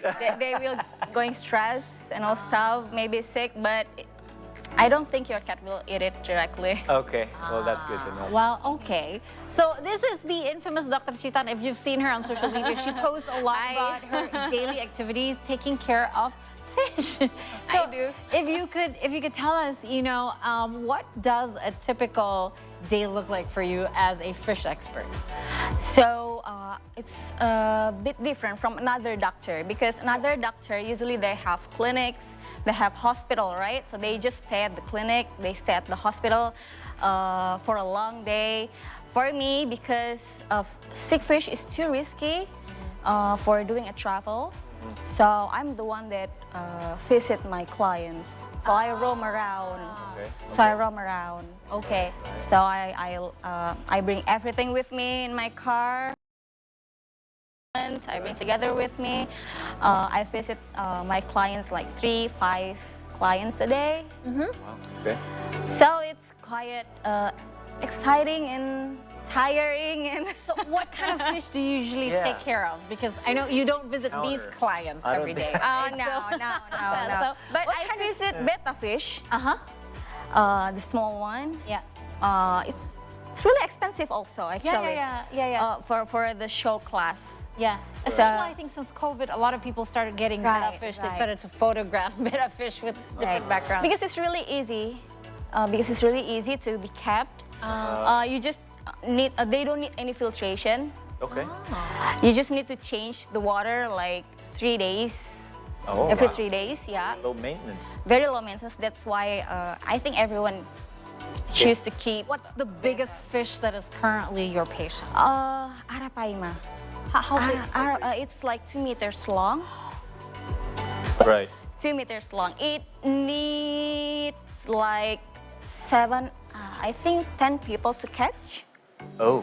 How big is the pool? It's not an aquarium. It's like, no, definitely not in an aquarium. It's on a very big pond. Yeah, like 10.5, something like that. 2 meters. That's taller than us, longer than us. Yes, It's definitely amazing. We're less than 2 meters. Yeah. You see that? You Yeah, brought can you this show along. us what kind of equipment you bring? Oh, wow. Yeah, we want. You can put it up on the table or the couch. Yes. Okay. On the couch, I think the couch is better. Couch is better. We don't want to disturb the fish. Right. Okay. There you go. So, Okay. What have we here? It's just a small example because actually there are more in my car. Yeah. So I bring like steering with me. This one is for stitches. Okay. Yeah. So Fish it's need it's the same thing like human. Okay. The Right. same thing like human. So and then the water quality test. Okay. Water Yeah, quality test. yeah, because I need it every time. Right. Every time I check my customer's pond, and then I bring my anesthesia. Okay. Oh, there's anesthesia. So every time, Is it a special anesthesia for fish? For fish? yeah, this is special for saltwater and freshwater fish. So every time I do the examination, because fish is not going to be like, Standing. yeah. It's You will know, move right? all the Yeah, it will move all the time, and then it will danger their bones and all stuff. And so I will need a sedation. Okay. Oh, this drugs. is what you do. This is Yes, what you use. Yes, it's called inhalation anesthesia actually, but it will be different from. How would from you human. administer this to the sick This fish? we just pour it into the water, and then they will go to sleep. You wanna try? If we another time, we can try. You consider yourself a merman? You consider yourself I a probably need merman? 2 of those then. Yeah. Okay. What else do Okay. we have? And then, of course, the medication. Okay. This one is the injection one. Right. So I see the syringes on the top. Yep. This one is the injection because so far the injection medication is still the best. And again, my question is, if you were to inject it to a sick fish, how would you do it? That medicine right there. You said injection to. Do you inject it? Yeah, How I do you do. inject it to a fish? I inject it to the muscle of the fish. So when they're after you put the anesthesia, and then they're Right. just They chilling, sleep. right? Yeah, right. So you just inject it straight into their body, into their. Yep. So the Exactly. first thing you do, I'm guessing, is you have to separate the sick fish from the others first, right? Of course. Because if you drop that into the whole pond, party. Everyone will go to sleep. Fish. Okay. Okay. Okay, and then there's a minor surgery. There's a minor surgery What kind of equipment. injuries or illnesses are common among Something like fish? this. Wow. Like scissors, needle holders. Yeah, I bring everything. Yeah. Is it just me or I'm inhaling some of that smell? Sorry, it's a hospital smell. Yes. yeah, it's a hospital smell. It's a hospital smell. Okay. It's So a drug smell. As I mentioned before, what kind of common injuries or common illnesses fishes go through that your patients? It's the most common one is a flea infection. There's a flea. They get flea infection in the water. Yeah, there's a lot, and it is hard to get it out. Get it off, yeah. Okay. Like it's air. Right. Like No, water? it's different. No, it's different. The most common one is Lernea and Argus. So the shape would be like circle, and then they will move in the skin of the fish. Of the fish. Yes. You can actually see it when that. Yes, it is visible. Oh, because they don't have hair like us. Yeah. So you can actually see. But I mean, if they are in a pond and the water needs to be needs to be what do you call it? Maybe filtered or not. You can't really see it though. But how do you know then when a fish is not feeling good? They will have a lethargic symptoms. I mean, they will not going to be eat, something like that. Or there's redness in their skin, something abnormal. Yeah. So, because, correct me if I'm wrong. Let's say this is the glowy fish, right? Yeah. They're yellow, orange, whatever. Yeah. How would we know that perhaps one of these glowy fishes are ill? Right. It's usually will be different from any other glowfish. So the sick one, they will stay in the corner. Okay. They will not going to move around. They will not going to be active. They will keep passive all the day. They are not going to be eat. Right. Yeah. So, or if they eat, they will eat like small piece of pellets. Okay, so you can tell. Do fish like vomit things out? No, they are not vomiting. They don't vomit. No. Everything. Yeah, they just keep everything because they have a very fast metabolism. So, 1 hour after they eat, they will do defecation. Okay. Oh, 1 hour? Nice words. Yeah. That's very nice. And very fast. To know the secret from these guys then. Ask Aquaman. So, Dr. Chita, now can you tell us a little bit more about how you first became, or maybe how first you got interested into becoming a fish doctor? For become a fish doctor, it started from a hobby. Huh? So actually, my dad has been kept koi fish since like I think 2000. So I've been in a fish world since I was a kid because my dad kept koi fish. And then this past 4 years, I kept koi fish also in my house. So it started from a hobby actually. And then after that, my fish got sick. And I don't know where to go, right? So I learned it myself. Because you just so happens to be a veterinarian. Right. Are there a lot of veterinarians? You got it. That word that specialize on specific species. There's a lot actually. Wow. But not in fish, right? Not in fish. For specialized in fish, I think we have only like 4 or 5% in Indonesia. Yeah. But most of them, they work in another company. I mean, like as a researcher. Okay. So they're not focusing on being a fish vet practitioner every day. Like a commercial home client, right? Right. So, are your clients at a home, or do aquariums also employ you, because there are more and more aquariums here in Jakarta now, right? No, there are no aquariums employ me. So it's just personal. There are a lot of people keeping fish. Because usually for aquarium, they already have their own doctor. But I do have to say, it's amazing for me to find out that there are people here who have 2-meter-long fish in their homes. Amazing! It is definitely an expensive one. I mean, don't even talk about the expensive part. It's a large. I mean, how big is a pond? Does the pond have to be? Yeah. Is there a formula that? So let's just say, right? These little fish here. How big does a container have to be for a fish to be living happily, healthily? Is there a certain formula for that? Right. Because 2 meters, right? It has to have a lot of space. Yeah, to roam around. You're right. For different fish have a different formula. Okay. For koi fish, one fish they need like 2,000 liters. 2,000 liters. Okay. 1,000 liters water for them to go maximum growth. Okay. Oh, okay. Yeah. If they can leave. They can 5. Yeah, they can leave. Well, they can leave if it is smaller. But yeah, if you wanna see your fish to grow in a maximum size, like 1 meter long koi fish, you have to a bigger. Wow. Have to prepare a bigger space also. Wow. But for predator, you don't need to. Predator fish. So is that 2-meter fish a predator? Yeah, predator it's fish? definitely a predator fish. Wow. So if you that pond with him. How do you feed a predator fish?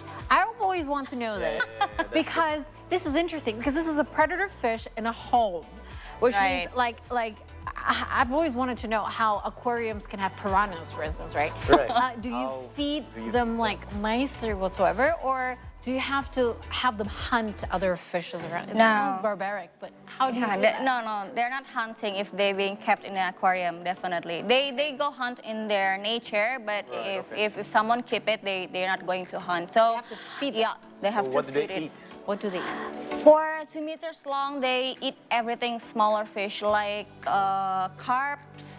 Okay. Okay. They eat carps. They will eat Live? chickens. Yeah, live one. Chicken. Well, we don't put live chicken in there, right? Like tenderloins or something like that? If you want to keep it, if you want to give it Healthily. yeah, you can, but you will not going to pretty. like it, right? Right. If you see a live chicken and then going to be eaten by So we just give him like dead fish, that's fine. yeah. Okay, Yeah, so that's that's what they're eating. It's interesting. Oh, very I've always wanted to know because it's you know, I know how that works in an aquarium, you know, that certain fishes, they're separated for a reason. Yes, Like there's a reason why people love to see the piranhas. It's like So a now show. I know too, when I go to a fish store, sometimes because they sell them in different smaller containers, right? Yeah. And then now I can just remember, sometimes I see that one fish is just by itself on the corner while everybody is running around. So now I know, haha, you're not feeling good, buddy. Right? Yeah. Right? Or No, I know. or it's just the predator fish. Usually the predator fish, They're they not- will put it only one fish in a tank. Yeah, because they will Right. eat everybody else in the tank. All right, we're having too much fun here, but guys, we're gonna take a quick break. See, the stories will continue after that, and we'll still have a more discussion with Dr. Chitan. And also, you don't want to miss this, we're gonna play a game too. If you want to see me getting crushed every time I play, stay tuned. Who knows? Maybe Yeah, you'll but ace who it. knows? Yeah, I'm the fish guy.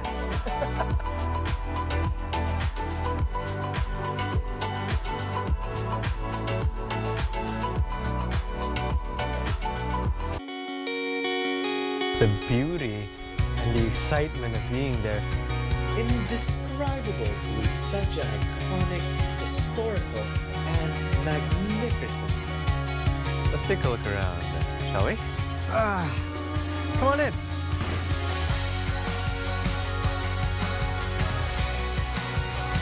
We found them. Where people come and go. A cup of tea, a perfect way to end your day.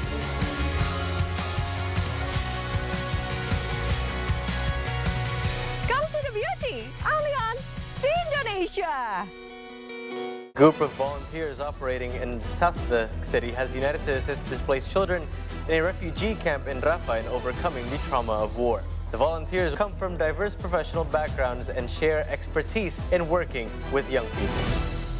Good morning, Indonesia, Southeast Asia, and the world. Rise and shine, everyone. A brand new start to a brand new month and a brand new week. Here at Good morning. Good morning. It's a deja vu. Good. It's like deja vu. It's like with sports, entertainment as well. It is time for Steve Today with Business with me, Caroline. All right, guys. See Indonesia, see the world, see today. Cuman dia yang ngerti gimana cara rilis the stress gitu. Pemain. Pas waktu Kan kakak tahu itu hari di Magelang. Iya kan udah ditanya juga di situ. Ya kan ini kan beda acaranya. Their existence is now being critically endangered. Dia memiliki ekor yang sangat panjang, lebih panjang, jauh lebih panjang daripada badannya sendiri. Tekniknya dia keluar dia itu bergelombol menggunakan punggung temannya untuk naik. Sebenarnya konservasi burung hantu di sini latar belakangnya jelas asas manfaat. Jadi kita pengen melestarikan burung, melestarikan satwa, tapi juga otomatis dampaknya ke masyarakat yang khususnya sekarang kalau di sini kan petani. Oh, I love this atmosphere. Woo! Heading to Gili Trawangan. And this special episode, I already prepared myself for an adventure on the island, which in the top of the list to visit. And this is the travel note because life is dope.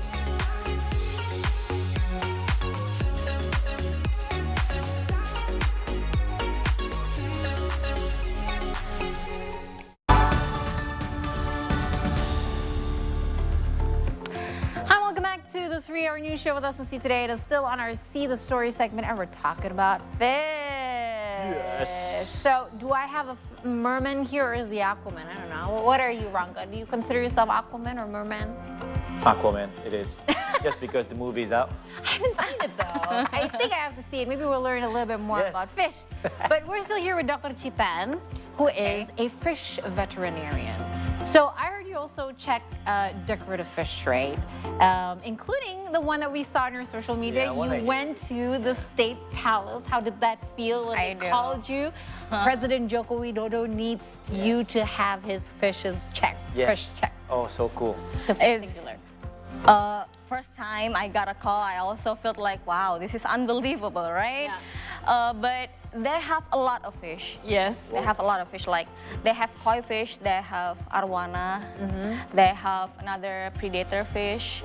So there are 13 aquarium, if I'm not mistaken, inside. So to maintain all of the aquarium, they call a third party to maintain all the aquarium and the fish. And then every time the fish got sick, those third party called me. Okay. Yeah, the third party called me, and then they also need to make an approval for me to get in, right? They make a letter and all stuff, and then that go inside the president's. The palace here in by Himonas or the one in Bogor? Just right near, here. Yeah, just nearby the studio. No, because Wow. You know, I know that. So what was the most amazing experience about handling fish so far? I know that you've handled one that's 2 meters long, but like, what for you is the biggest, wow moment as a fish expert? The wow moment is, of course, doing a major surgery.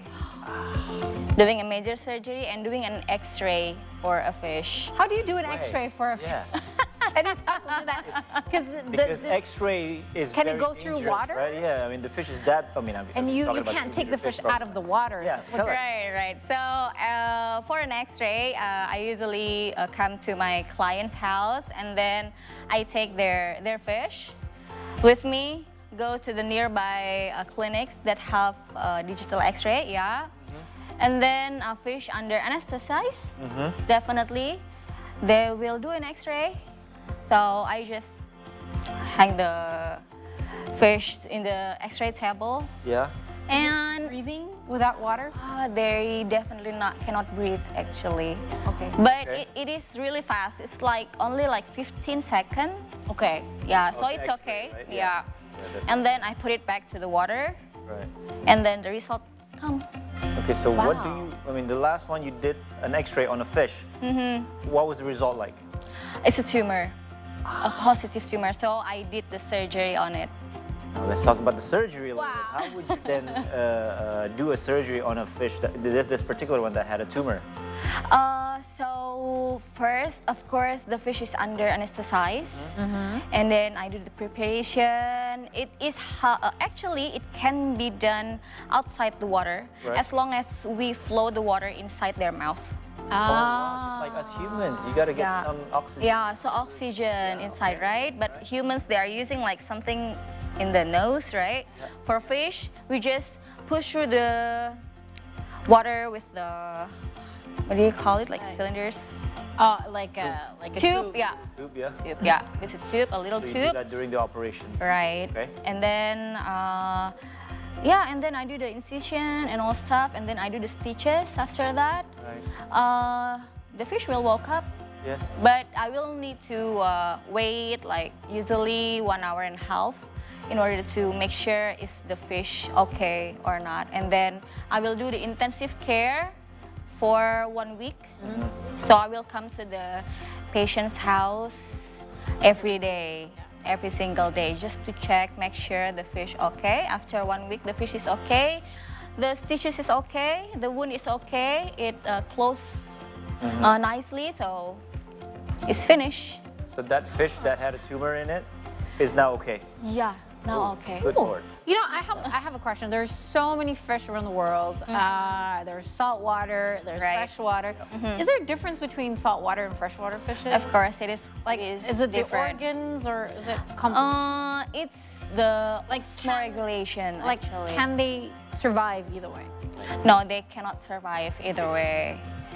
Because definitely freshwater fish, they will need zero salinity. Salinity is the salt. Yeah, the salt. Yeah, the salt in the water. And then saltwater fish, they will need a high salinity, definitely. So if you change, they will get really stressful and they will going to be dead. Yeah. They're going to be dead, not only sick. Yeah. That brings me to thinking, how do people keep saltwater fish at a home? There's artificial salt. Ah. So we just need to pour the salt in the water. You just need How to much is mix needed for a bowl like this?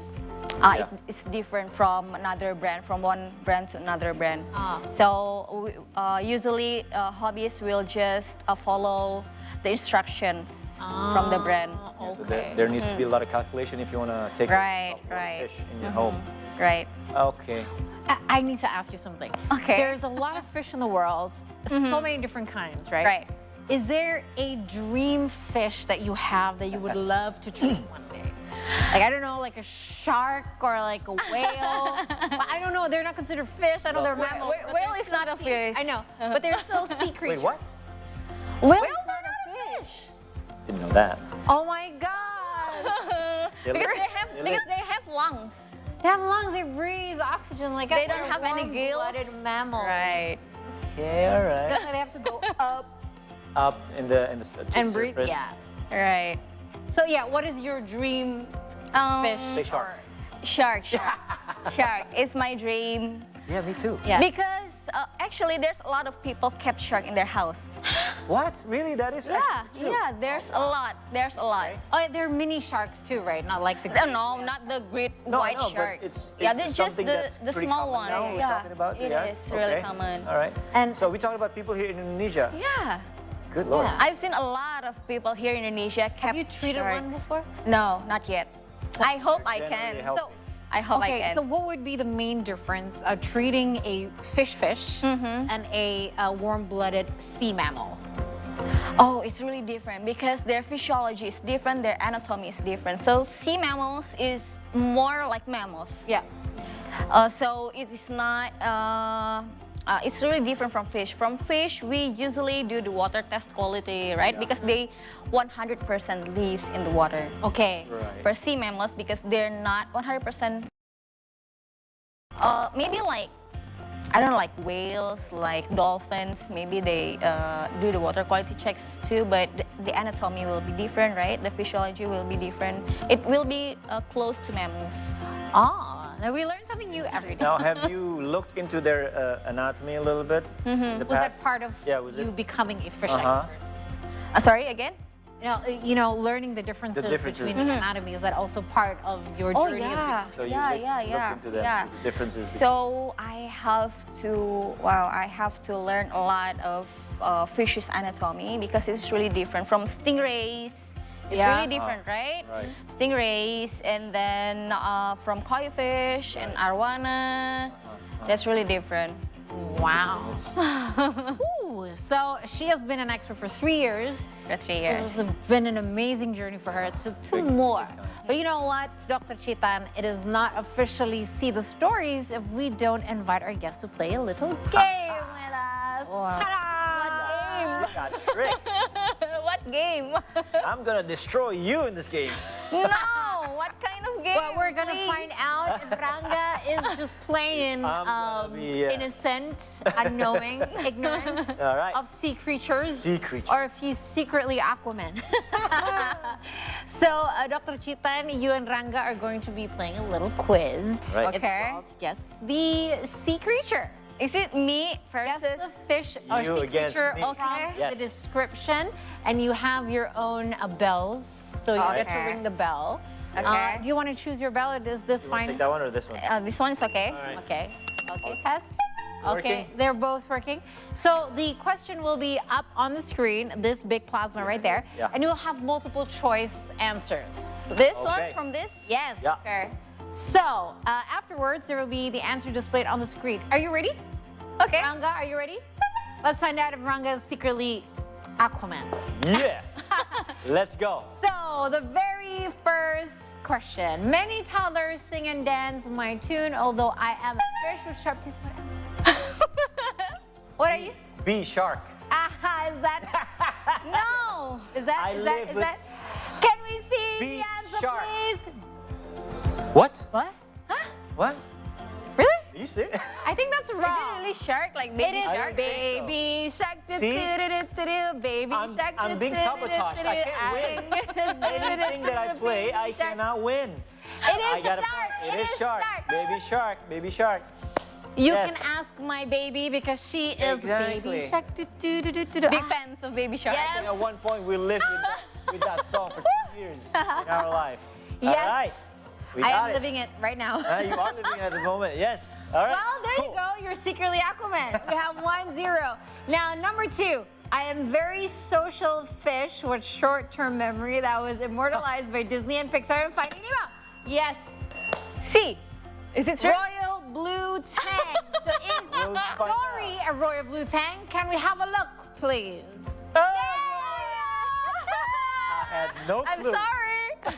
Yes. That's Just very keep good. Swimming, just keep swimming. Right. Just Yeah, keep yeah. swimming, Ranga. It's only 1-1. There's only still 1-1. time We for you still to have win. some more Let's go to questions the third coming up. All right. question. Okay. Okay. They love me and want me to go home with them. I'm a very colorful fish who like to fight and have a mermaid-like tail. What am I? You know what? Oh, yes. Whoa. D. It's over the half moon. D for Dr. Chitan. Do you have a different guess? Oh, It is got D. it. Come on, man. I can't believe she was half guessing that thing. That question. Over half moon Yeah. in Indonesia, it's what was it? Cupang. Cupang. Cupang. Right. I was Right. looking for the word I fish. ca- So yeah, that's the one that you mentioned that I was everyone blanking. has, Yes. and is Easy very to- low maintenance. Right. Very easy to be How clear. big can they get? It's just small, like That much. This is the something like biggest. 15 centimeters. Yeah, okay. But the price range is from very affordable to very expensive. guys. Right. Yeah. Wow. Now, fourth question. Okay. What fish is featured in a dangdut song by Ayu Ting Ting? Is it A, gurami? Is it B, Mozambique tilapia or mujair? C, koi? Or is it the Nile tilapia? B, mujair. Okay. And what is your guess, Ranga? I want to go to the. No, never. It's B, mujair. Come on, let's give Ranga a chance to guess, guys, before Holy I tell you crap. to reveal the answers. Maybe I need to go home. Yeah, I think so. Time for you to go. Thank you for So coming, doctor. it's 3-1 for Dr. Chitan for now, but we still have one more. So Ranga, let I'm me going to get one give you more. a chance Let me get to, one more. Yes. I'm going to give you a chance. Let Okay, me get next one one. more. I'm a teacher at the Bikini Bottom boating school. What fish am I? Is it a porcupine, fish, waterfish? Okay, both of you get a chance to answer. Okay, Ranga, you go what is first. your answer? You go first. Me, Yeah. D, pufferfish. Okay, That was what- my answer. You took it away from me. Let me- So, I am being too competitive. I'll go pufferfish. Yes. it's very... If I get this wrong, my son will. Yes, Yes. it's Mrs. Puff. It's obviously a puffer fish. We have one more, don't you Bikini worry. Bottom. Let's go, do one more. 3-2 now, so there's okay. a chance for I'm going to catch up with this one. Last question. Get this to a tie, and then we all can go home I have a happily. fearsome reputation, live in the Amazon, and have been featured in horror films. Yes. What fish am I? A. Okay, Ranga, you were first. A, piranha. And which one? A, piranha. Is it piranha? Please be right. Is it piranha? Piranha? Piranha. So you both get half points for this. Okay, we get half Both points. of you actually share the answer, yes. Piranha. I am a piranha from the Amazon. So piranhas, do they eat any flesh or do they eat specifically fish? And they eat any. Any. So If a bird falls, they will eat it. So what happens if nothing falls into this? Right. They will eat another They fish. eat Yeah. their They will. friends? They will eat another type of fish Okay. that is smaller than So that. if a human being falls into the water, they will eat us. I don't really know that they can eat human, but because they're in maybe groups always. maybe if they are really hungry, it could be happen. Do you like to eat fish? You eat fish. Not really. I eat. I prefer fish in a fillet, or I still eat catfish, but other than that, I don't really eat it anymore. Because you have right to now. treat them. You gotta, yeah. You gotta take Because care she's of them. developed an emotional bond. Right, I know, right. that's tough. Right. So, yes, Dr. Chitan. Dr. Chitan, thank you for coming in. Thank you Thank for you sharing. so much. You're welcome, guys. For playing and not embarrassing me too much. This was a fun way of doing it. But this was fun. This was fun. This was a fun. Especially when you have a fighting chance. All right, guys. See the stories will continue after the break, and we'll see another fun stories related with water animals. Stay tuned. Yes.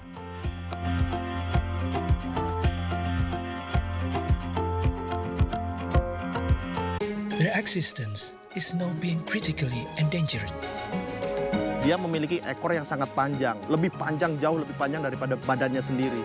Tekniknya dia keluar dia itu bergelombol menggunakan punggung temannya untuk naik.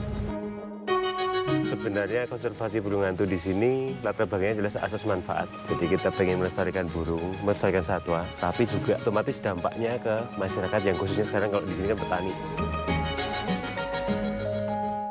Oh, I love this atmosphere. Woo! Heading to Gili Trawangan. And this special episode, I already prepared myself for an adventure on Bee Island, which in the top of the list to visit. And this is the travel note because life is dope.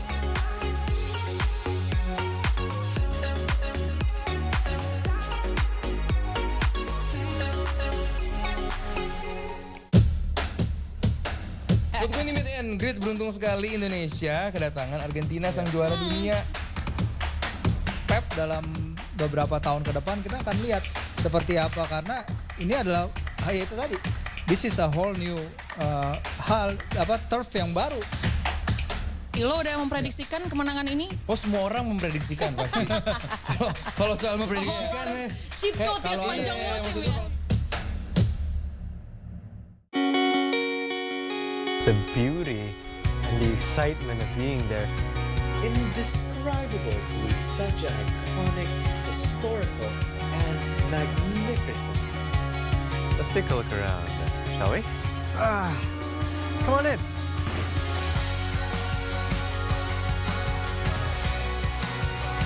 We found them. Where people come and go. A cup of tea, a perfect way to end your day.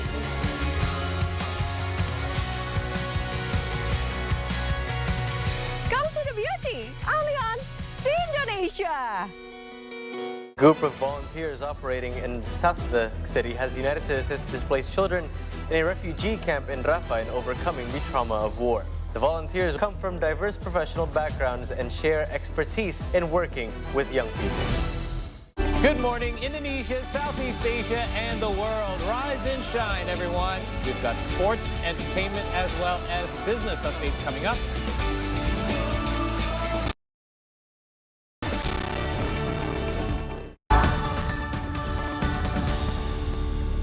Hello, welcome back to the 3-Hour News Show. Well, you guys having fun talking about all... That was a lot of fun, actually, the game too. We should celebrate because finally Ranga won. I got some points. I did not win, but I got some points. Yeah, that's right. Baby Shark, that's the only thing Okay, so for our in this signature segment, See the Stories, after our chat with Dr. Chitan earlier, we want to talk more about sea life in this segment. But first, I'm curious, have you ever visited the North Jakarta Sea? Yeah. Yes, of course. What do you think from North Jakarta? Well, it was a long time ago, but it was a time where my son was really little. So I didn't really remember anything other than just making sure that he's not going to get injured.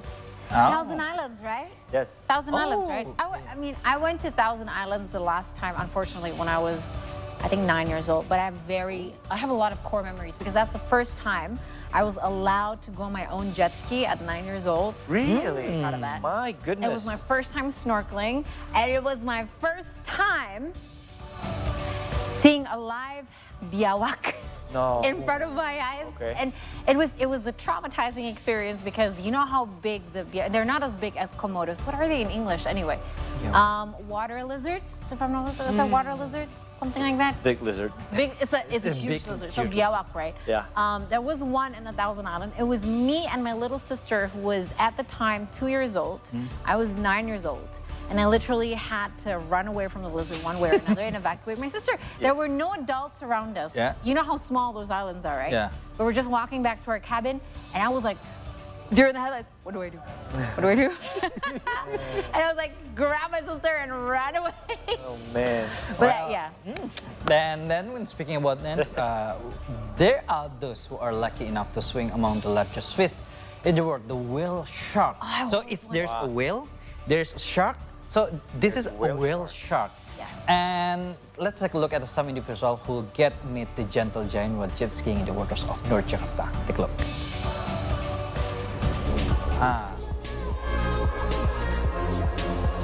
Oh, the whale shark. I saw this video. This is pretty amazing.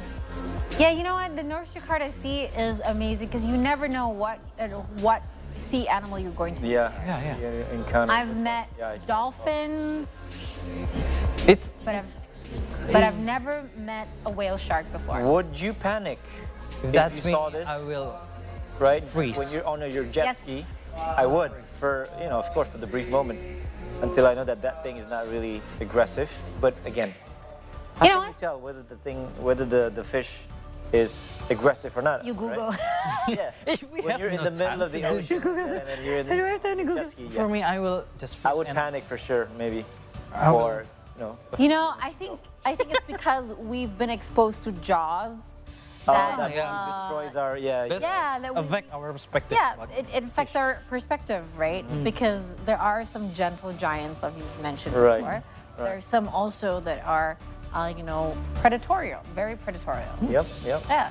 Aside from fish, the sea is also home to snakes. Remember the anaconda, guys? Oh, that movie too. Yeah. What would you do if you met one of them? My anaconda don't. Anaconda don't. We just start dancing too. I know nothing yet that we do when we encounter anaconda is gonna do us any good. I We know. run away, Yeah. it'll come and get us. Yeah. If we don't do anything, of course, I will just Again, you're in the accept our headlights. do what you do. accept our fate. That's it. Except for because I don't know because this Mother Nature thing, right? It's not like they're human beings and we can communicate with them. Exactly. Yeah. We don't know how to communicate Right. with them. When you kind of But there is a video that teaches us how to stay calm while scaring away the snakes. How large are these snakes? Let's take a look. Whoa, he is old. Okay, Look that's at the growth on him. Hey, bud, my name's That's Brady. big. Please don't bite my toes. Please don't bite. Whoa, dude. you Dude. can climb up. Hey. Settle, mate. No? Did Settle. it just They're my get feet. dizzy from Hey. trying to bite the boat? Or is that a surf? Oh yeah. Surfboard. So the fish try to bite the boat, isn't it? He's just come straight at me again. Oh, But how that's big. intimidating is this? That's big. Look at that. Yes. I mean, that's Okay, I'm scary. getting goosebumps because Yeah. I do not like snakes. When you see this coming at you, right? You'll freeze, I'll Come on, freeze. mate. right? I'll freeze if I'm in this situation. I would freeze. I would scream, actually. Yeah, just I would scream. go away. Oh, it's go away. Yeah, because they try, you're on the board, it can't touch you. So they think that the board is actually part of you, right? Ah, yeah. that's Yeah, so I get it. I get it. Or maybe we should try the parcel tongue. Just like Harry Potter. Oh, yeah. Skineth. Yeah. All right, guys. Now, after talking about snakes, now let's talking shift to our attention to something cuter. Have you ever wondered now how marine animals sleep underwater? I've seen a turtle sleep. They close one eye and then just still. Is that so? Yeah. So? I didn't know. I watch. There's a time where I do some coverage about this, but it's a long time ago. But I don't remember about the core details. memory made. Yeah, of Wow. course. So one eye open? One eye. They close one eye and they still. That's how I sleep They when my wife is angry. Is it? I thought you'd sleep in the I couch. sleep in the couch outside too, with one eye open. Okay. All right, now the following video shows us how a turtle sleep underwater. Let's have a look. Oh, the turtle. Oh, you're right. You're right. One eye Look at that. open. Is it? Yeah, this is the video that I saw, by the way. But I never actually. And the bubbles? Maybe the turtle is snoring. Yeah, I think so. No, because Good turtles explanation. are not fish, remember? Oh, yeah. They have to go up as well Do to you get see one eye oxygen. open? Yeah, okay. So they can sleep underwater. I would think that they would sleep on the surface. I would think so too. All right, because Oh. now this is amazing. This is I don't know if that's one eye open or both eyes open. Like, or both eyes open. Yes. which one is it, Aris? Oh, I remember. The one eye closed fish it's not fish actually, it's mammals. It's dolphin. So you can see one eye is open and the other one's open. closed. And then the dolphin will stay still in the shallow waters Right. or deep waters, but near the deepest part of the waters. So they still. Oh. So Still. they lay still. Yeah, So if lays- something happens, they can just. Yeah, that's right. Maybe that's the reason. And did you know that sheep live in the sea and they are called sea sheep or leaf sheep? Let's Do take they a- have wool? No, I haven't seen this Meet one of the cutest animals that you didn't know existed. Oh, wow. They're also called leaf sheep. Oh. It's a They do look like sheep. Oh, yeah, you're right. You're right. The face looks like sheep. You're right. But they look like it has thousands of cacti. Oh, yes, on their back. Yeah.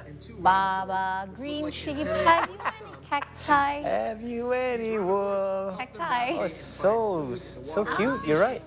And it's kind of glowy too. Observed process known as Is this fresh water or what? Do we know? chloroplasts from the algae that it eats. I think it's salt water. Salt water. Salt water. From photosynthesis That amount of as well. algae is usually in Chloroplasts are salt found on water. the cerata found okay. on the animal's back. This What is this? solar-powered sea slug was only Oh, it's discovered the same one still.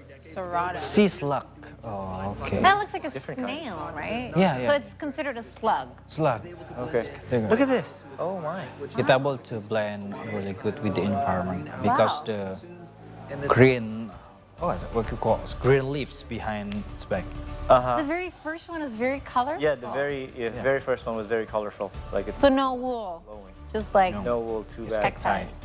So no wool. But we Alright. have one more, right? We got one more, I think. Yes, we do have one. So many of us know that octopus will shoot ink when feeling threatened. But did you know that they are excellent in blending with their surroundings? This is because they can change color and shape to suit their environment. Did you guys know that? It's unfortunate they can't change once I eat. I love octopus as a dish. Oh. Yeah, I don't know. You're making me hungry now. I am too. Well, now let's have a look at these hide-and-seek masters in the following video. Wow. How do they change? Oh. Oh, Look at this wow. guy, he's so stealth. Yeah. So cool. It looks. So what's the original color of the octopus? Is this the red and white that we see when we eat them? Last time I saw the that makes me octopus wonder is too. green, if I'm not mistaken. Green? Yeah, it's green. It's from my experience, but I don't know. The color is really green, but it's already dead. Exactly. That makes me wonder too. Their true color. Right. Yeah. So it just brings me to think, do we get that color red and white if they're being boiled? Because I know that prawn... It will change to red if you boil them, right? Boil them. That's why we get that color So consistently. the sashimi is not raw octopus. That's So good. it's been, yeah. That's a good one. So it's okay for pregnant people to eat octopus. Right? Oh, that's something I knew. Well, we'll be back with your daily dose of entertainment on the last segment of the show. I hope you've enjoyed our See the Stories with the Sea Animals right here. No more fishy things, though. You don't want to miss our entertainment segment. See.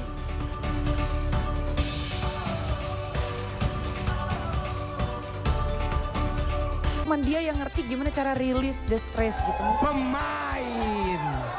Nana kan merah kan? Arsenal. Oh iya. Gue kira Saya kira kuning. kenapa apa? Banana. Oh banana. Oh iya. Oh, masuk. Pas waktu kan kakak tahu itu hari dimaki. Iya. Iya kan udah ditanya juga di situ. Ya kan ini kan beda acaranya. Oh yang abang ini kasih tahu. Good morning, Indonesia, Southeast Asia, and the world. Rise and shine, everyone. A brand new start to a brand new month and a brand new week here at Good morning. Good morning. It's a deja vu. Good. It's like deja vu. It's like with sports, entertainment as well. It is time for Steve Today with Business with me, Caroline. All right, guys. See Indonesia, see the world, see today. Group of volunteers operating in south of the city has united to assist displaced children in a refugee camp in Rafah in overcoming the trauma of war. The volunteers come from diverse professional backgrounds and share expertise in working with young people. Asian flavors is gaining more popularity around the world in the last decade.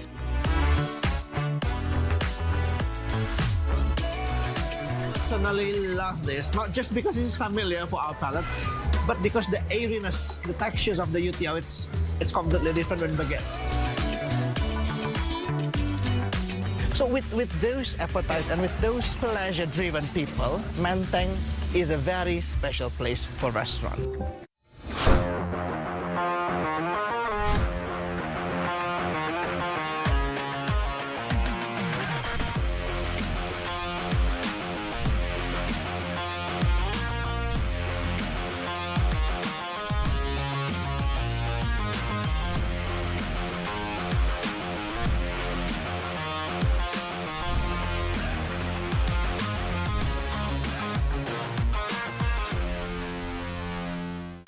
Welcome back to Spotlight, ladies and gentlemen, where we bring you guys some of the sports that you guys can go play here in Indonesia. Handball karena masih baru, tadi kita harus bisa juga mempopulerkan ini kepada masyarakat sampai ke bawah. We do it from scratch at the time because we don't know ice hockey, how to play, how to develop, how to manage this sport. You don't have to be good with your foot. You can just dribble the ball and just throw it to the full ball. Yeah, that's true. That's true. Yeah.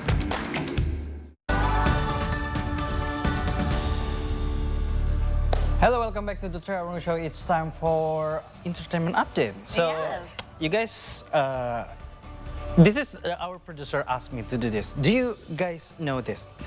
Yeah, I mean, is it right? Something. Yeah. Do we have to?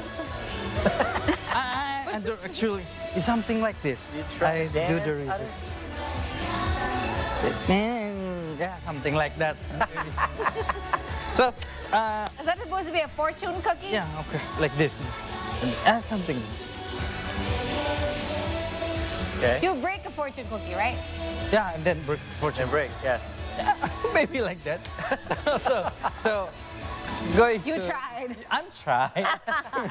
And you guys don't get it. It's No, but we No, know how to break a do you fortune. break a fortune cookie or do you eat the fortune cookie? Break it and then eat. I eat and then I put, oh, this is a... Take out the paper. Most of the time I forgot about that. Yeah, the fortune cookie does not necessarily taste good. Yeah, of course. That's right. That's right. That's very right. And by the way, AKB48 recently announced new sister group in Malaysia called KLP48. Let's check it out. AKB48 announced the formation of a new sister group based in Kuala Lumpur, Malaysia on Monday, January the 1st, called KLP48. The group first appeared as AKB48 uploaded a teaser on its YouTube account, which is now available on various social media platforms. KLP48 has a strikingly bright green color, which makes them easily recognizable. They have been rumored to make their debut in Japan around June to August this year. And this announcement was accompanied by the launch of the website www.klp48.my and the group's social media accounts. And this makes KLP48 the 10th sister group of AKB48 and joining the other active AKB48 group outside Japan, including JKT48 from Indonesia. Oh, okay. Okay, so it That's new for me. Yeah, it's abbreviation for the capital city, isn't it? Yeah. KLP48. AKB. It looks like if we move the capital city, it will be IKN48. You're right. Do you think that the JKT will move to Maybe it will be IKN? or DKG48 because that will be Daerah Khusus Jakarta. There will be questions. Yeah, there will with be possibilities here. IKN48 will be more suitable. Yeah, but you know what? It's a very profitable business. Yeah. And I mean, I understand that it suffered during the pandemic because the AKB, the JKT and KLP48 are just like AKB48, where they have their own stage here in Jakarta. Right. They have their own theater where you can actually watch them in their theater Yes. on a weekly basis. Can you believe that? They have loyal fans. Pretty amazing. I mean, I have never seen so many fanboys, you know, and this was before K-pop Idol time. Like before K-pop Idol time, JKT48 was a bigger thing. Big. Yeah. And it was not fangirls, it was fanboys. Just saying. But these people also have a lot of fans after 12 years of working in the music industry. Now, Noah recently announced that they're retiring in their official Instagram account. Well, the band wished their fans and crew Happy New Year and thanked them for their support and gratitude. And it is still unclear if the band will make a comeback later this year.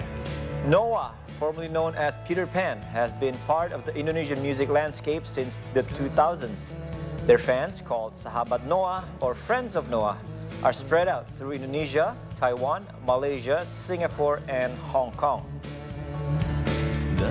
You know, Noah or Peter Pan song is really memorable for me. Which one is What that? is it? You know, there's one song that we always used to tune the guitar. Oh? You know, what we call Semua Tentang Kita, if I'm not mistaken. Is that the... Neng neng neng neng neng neng neng.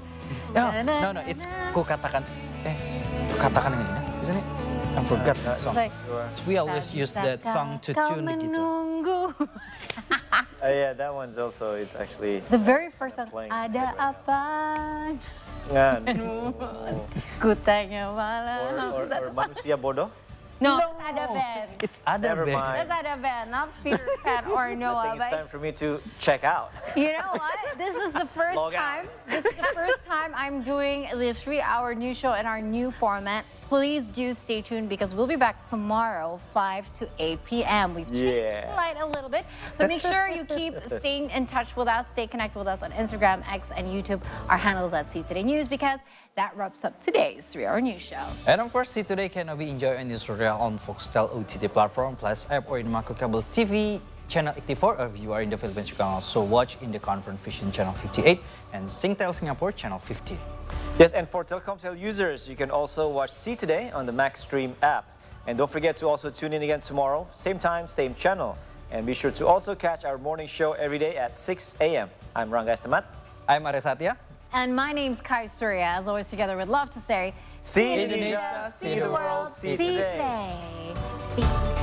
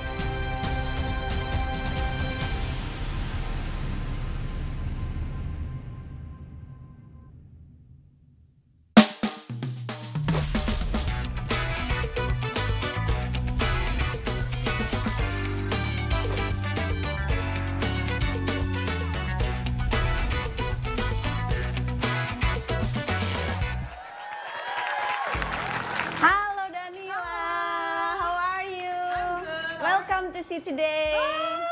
Yeah. You look so great today. Oh, thank Boleh you. nanya dulu ya sama Danila sebelum kita perform. Kata-kata motivasi hari ini dong. Menang.